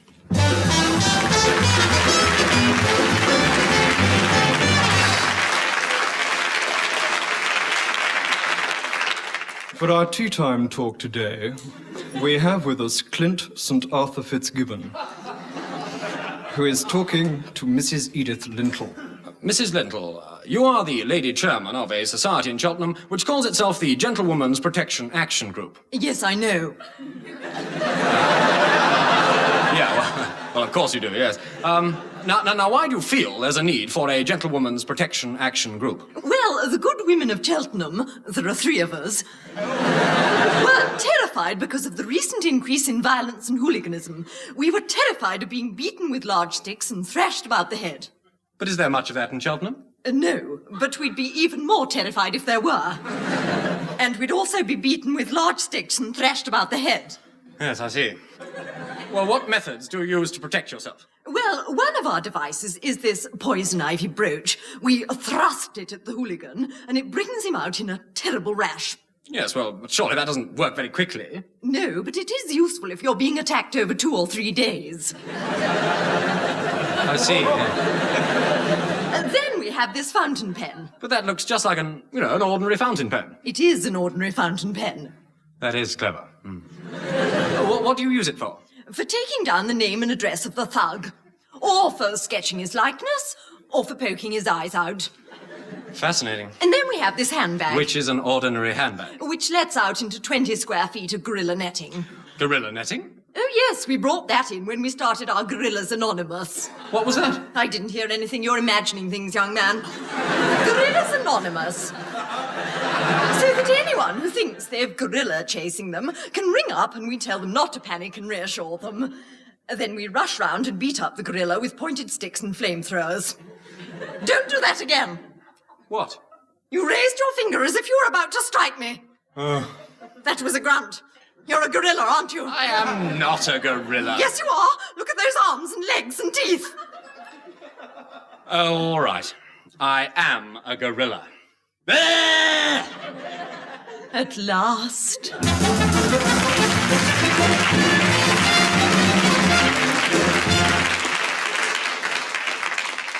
Nothing can capture the atmosphere and excitement of an artist's performance better than a real, live, in-person recording of their actual cabaret act before a nightclub audience. Here is a number from the brand new live recording made during the cabaret at the famous East Side Nightery and Eatery, the Café au Lait, of a singer who needs no introduction. Ladies and gentlemen, the Café au Lait is proud to introduce a very wonderful, very talented singing star you've heard many times on TV and records. A big welcome, please, for Mr.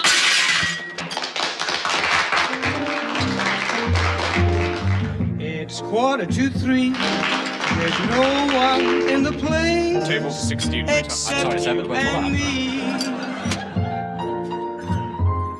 So set 'em up, Joe. Oh, 3 steak and chips, please, and an avocado crumble. I think you should know. An avocado crumble? Well, that's still on. Oh, good. 3 avocado crumbles and a cherry with a mouse in it. My friend. Cheers. Cheers. To the end of a brief. Where's my table for 16? I'm sorry, sir, but we're full up. Well, in that case, we'll go elsewhere. I'm sorry, sir, you have to go. I made one for my baby. One more for the road. I think I'm going to be sick.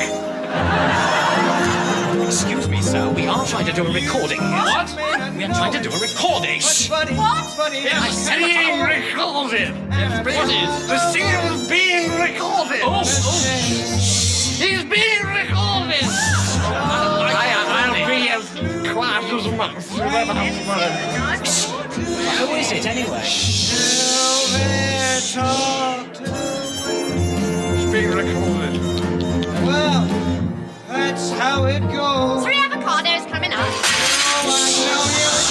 Now look what you've done! All over my wife's dress! Sorry, sir, but allow me to wipe it off. Will you please stop pushing me? I've got to get through here. You've got your elbow in my mask. Look, I've got to be pushed through Will here. you please not push me? Right, we're recording and can't hear that. Oh, now you've knocked over the steak grill. Oh, it's on fire! Oh, look, quick, get some water. Put some water over it. Get them out! See if we can get some water. Just carry on. Don't you worry about it.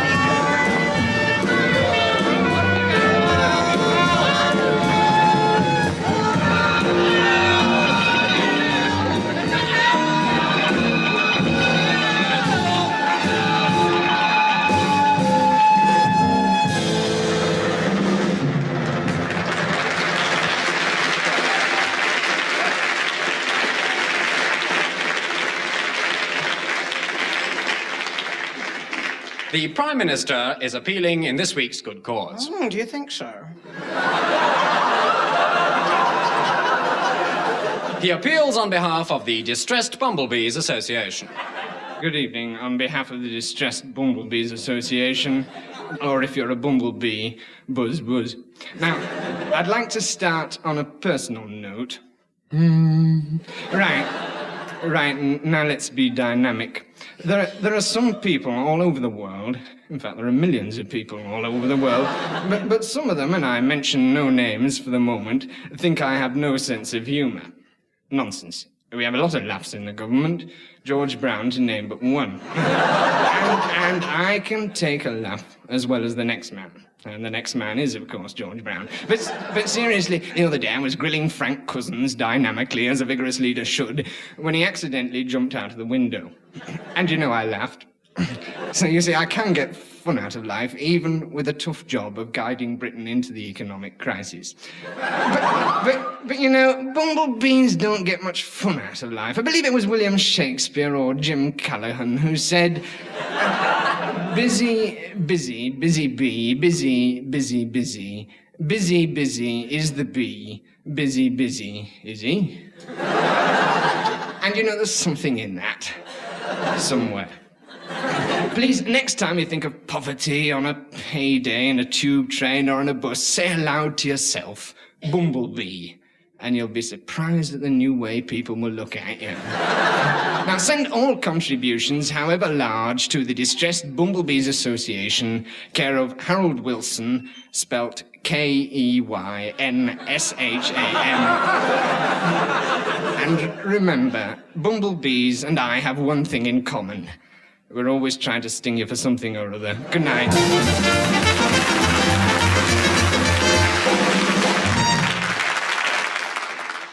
Come in, Brown. Sit down. Now listen, Brown. John, huh? I've had a complaint that you aren't like all the other boys in this school. Now, what do you say? It's not true, sir. Well, you might as well be honest. Somebody's spotted you in the showers. You're a girl, aren't you? Yes, sir. You do realize this is a boys' school? Yes, sir. Why, John? Jane. Daddy wanted a boy. If you stay here much longer, you may get one.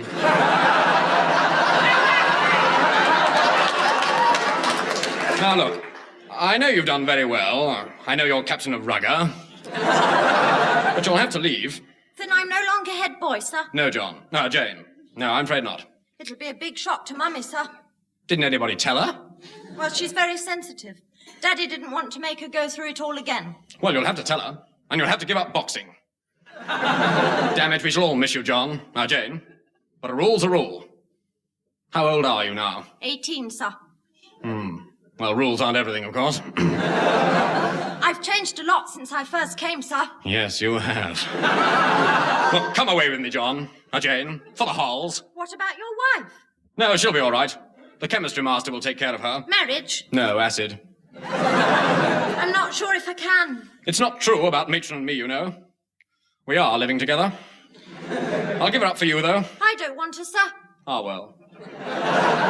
'Twas but a fading vision of a dream that vanished and was gone. Beneath the passing omnibus of time, man stumbles and is done. You know who wrote those lines? Yes, sir. I did. Well, before you leave, wipe them off. No, wait. You can't go in there anymore. I'll get old Dog's Body to do it. But Dogsbody died, sir. So he did. I never caught the boy who did that. Sir, he saw me in the showers. It was too much for him. Poor old Dog's Body. He saw you absolutely in the, showers. Absolutely. Stark. Undressed. Naked, sir. What a way to go. Well then, this is, goodbye, John. Jane. Goodbye, sir. And Jane. John. Jane. I'm not half so worried about you being attracted to the other boys now.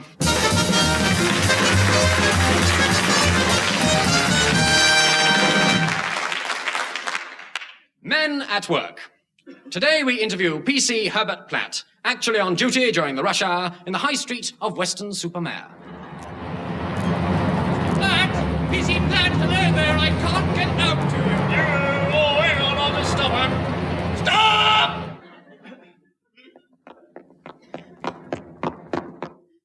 Carry on. PC Platt, you are an ordinary policeman on traffic duty. That is correct. I, a sturdy bastion of law and order, with only my plain but expressive gloves, do keep the wheels of England's traffic turning. Turn, turn, turn they go, as I with my human hands do manage them as no mechanical or electrical traffic lights could achieve. Oh yes, I am their guide and their master. Without my instruction, the motorist is a lost sheep. And if for one moment my concentration should waver, total chaos may ensue. Mine is a great and weighty burden. Indeed, were I to be a wanton or a laggard, nay, whole areas of England's traffic might come even to a standstill.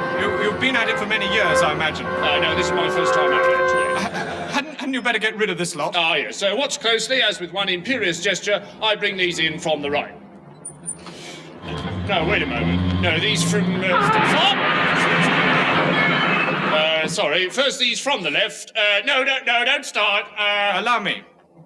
Oh, thank you. Can you show us some of your signals now? Of course. Most of them are based simply on a wave of the hand which is attached to the arm by the wrist. See this one.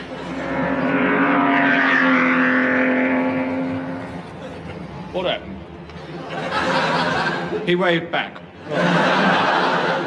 I suppose it's vital to give exactly the right signal. Oh, yes. The slightest nuance or digital inflection makes all the difference. Now, take these two. Obviously, they're going to crash straight into each other. Obviously. Now, if I give the signal like this, they do. If I give it correctly... Just what exactly is the difference? Well, it's difficult to explain. Perhaps I should demonstrate. Here come another two now. See if you can spot which signal I use. Here they come.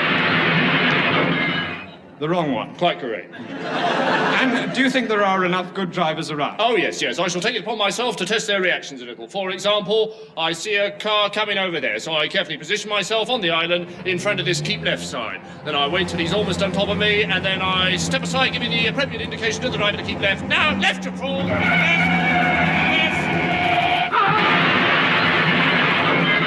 Well, I give him about 9 out of 10.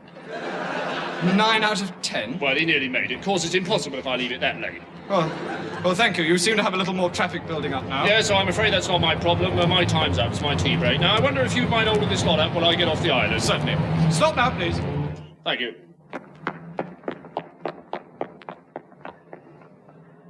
Right, carry on.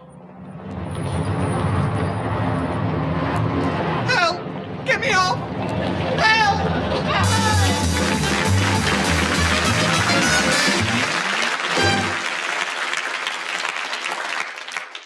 At this point, John Cleese was going to play the spoons. But the great twerp lost them. So to fill in, we are forced to have another tedious song from our resident dwarf, Bill, Will I Never Grow Up, Oddie.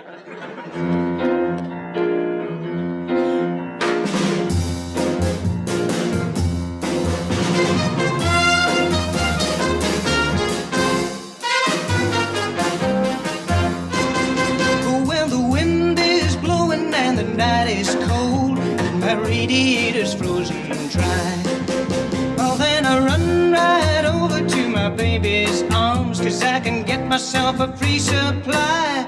I tell her, you needn't be loving, you needn't be sweet. Don't give me money, just give me heat. And won't you hold me in your arms just to keep me warm? But when I feel I'm frozen in the icy blast, and the temperature has fallen low, I only need one cuddle and I make it last, 'cause I can revel in the afterglow. So won't you hold me close and let the flame grow high? You're the next best thing to an electric fire. Won't you hold me in your arms just to keep me warm? Well, you ain't much I know. You're never cooking, you never sew. And you may be ugly, but I know you're never gonna have a power cut. So when I'm short on money, I rely on you. Only you can take away this chill. Oh yeah, I need you, honey, 'cause I just can't pay another electricity bill. And you are better than a blanket or a sheepskin rug. There's 4 kilowatts in my baby's hug. I want you hold me in your arms just to keep me warm.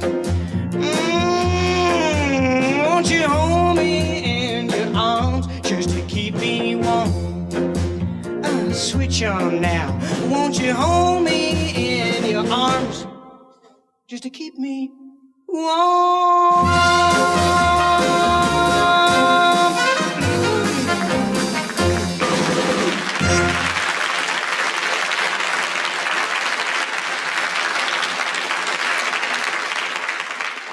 And now it's time to relax. Sit back and put up your feet. This is a stick-up. No, it isn't. Oh, I'm sorry, David. I was but joking. David?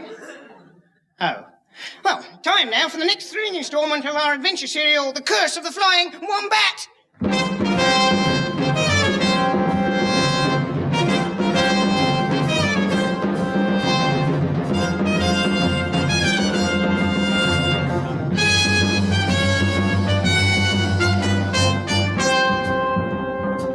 Last week, Tim Brown-Windsor and his friends were greeting Lady Constance de Coverlet when Casey O'Sullivan and Masha Wilkins cut down the mast to the Flying Wombat. Look out, the mast! It's going to fall on top of us!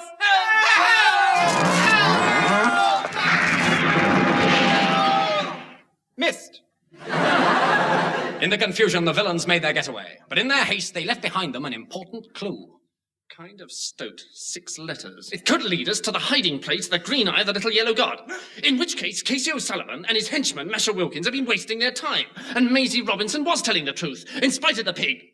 So, the Eskimo ambassador to Hong Kong is really Brian Borrow, disguised as the Duc d'Orfèvre, and not Horace Featherman, as we first thought. And the place on the map, marked with a cross, had nothing to do with Marty, son of Wonder Horse, at all. What blind fools we've been! It all fits in, don't you see? It all falls into place! Don't you see? Don't you see? I'm sorry, I wasn't listening.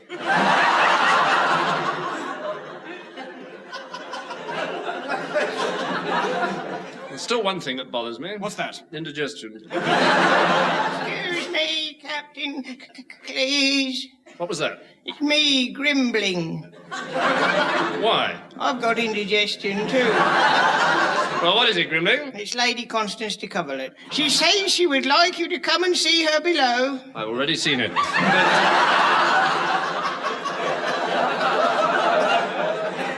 But no matter, I shall come at once. Come in. It is I, your ladyship. Oh, what do you mean by bursting into a lady's boudoir unannounced? Nothing. Oh, pity. Come over here and sit on my knee where I can see you better. I would rather stand. Very well, come and stand on my knee. Madam, I must tell you that I am a married man. So is my last husband. Now, Captain, you and I must have a little chat about something very important. Something very important indeed. I'm sorry, could you speak up a little? While the captain and Lady Constance talk earnestly below decks, Fiona Rabbit Vacuum, disguised as Jim Ladd, the cabin boy, takes a popular novel from the ship's library and carries it up to the crow's nest. Yes, this is where I take up the story. As I stood on the stern, Tim whispered in my ear. You're standing on my stern. Oh, pity me. I am an unhappy maiden in distress. Well, take it off then. I can't. Why not? For fear of disgust. Disgust? Yes, disgust of wind. Fair enough. Oh, Tim, talk to me as you used to when we first met. Oh, all right. Oh, Tim,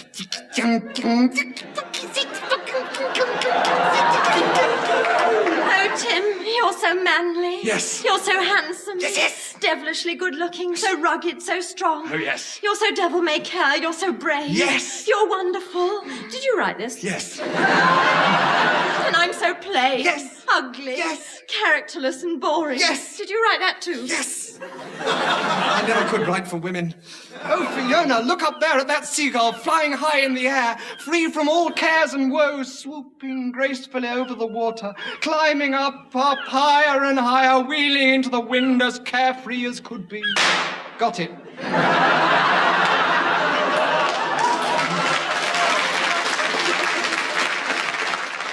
Oh, Timsy Whimsy, you are wonderful. Fiona. What's that? My hand. No, I thought I heard something.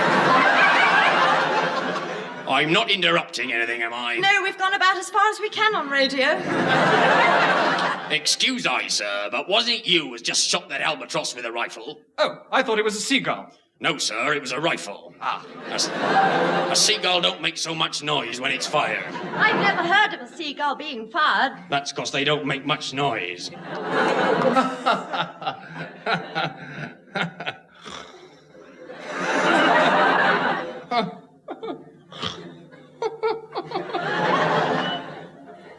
I'm sorry, I seem to have got a fit of the giggle. That night, as the moon swings high over the yardarm, all is silent. Sorry. Suddenly, the peace is shattered by a cry for help. Help! It is the voice of a woman. Oh.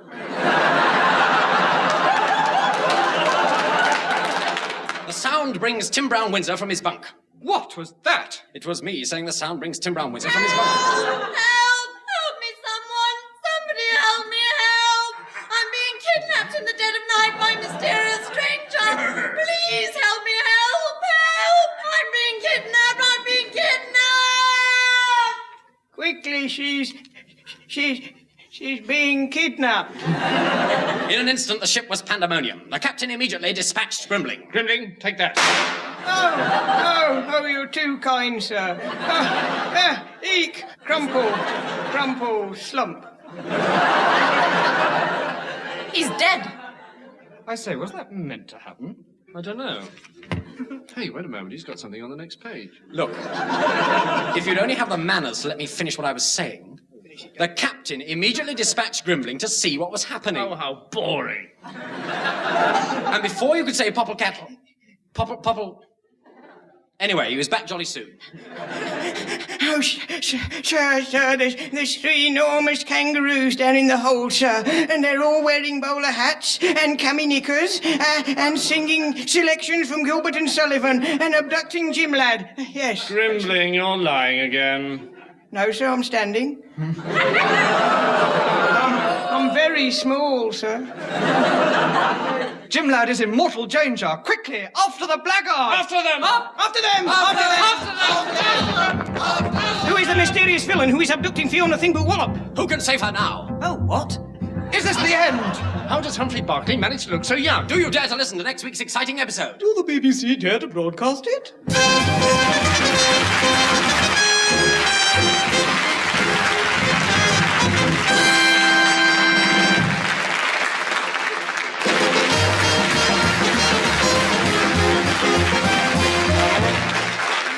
Croons of the Angus Strain tune bring to an end another edition of I'm Sorry I'll Read That Again. The show of which so many have said, it's a load of old rubbish. It's a load of old rubbish! I don't understand the joke. The voices you heard were those of Tim Brooke-Taylor, John Cleese, David Hatch, Joe Kendall and Bill Oddie. And the scripts were written by Tim Brooke-Taylor, Graham Chapman, Graham Garden, Eric Idle, Peter and David Lund and Bill Oddie, who also wrote the songs. The rest of the music was provided by Dave Lee, and the whole show was produced by Humphrey Barclay. Oh, no, he isn't. Oh, yes, he is. Oh, no, he isn't. Oh, well, perhaps you're right. Anyway, tune in to Prune at the same time again next week to hear the voice of Radio Chin tell you once again... It's I'm Sorry I'll Read That Again. Again. You know, my name is Angus Prune, and I never miss I'm sorry I'll read that again. Get away! I spit in my bath and I have a good laugh. Every section is named after me. My name is Angus Prune, and this is my tuning of ISIRTA. I'm sorry I'll read that again. I'd like so much like it.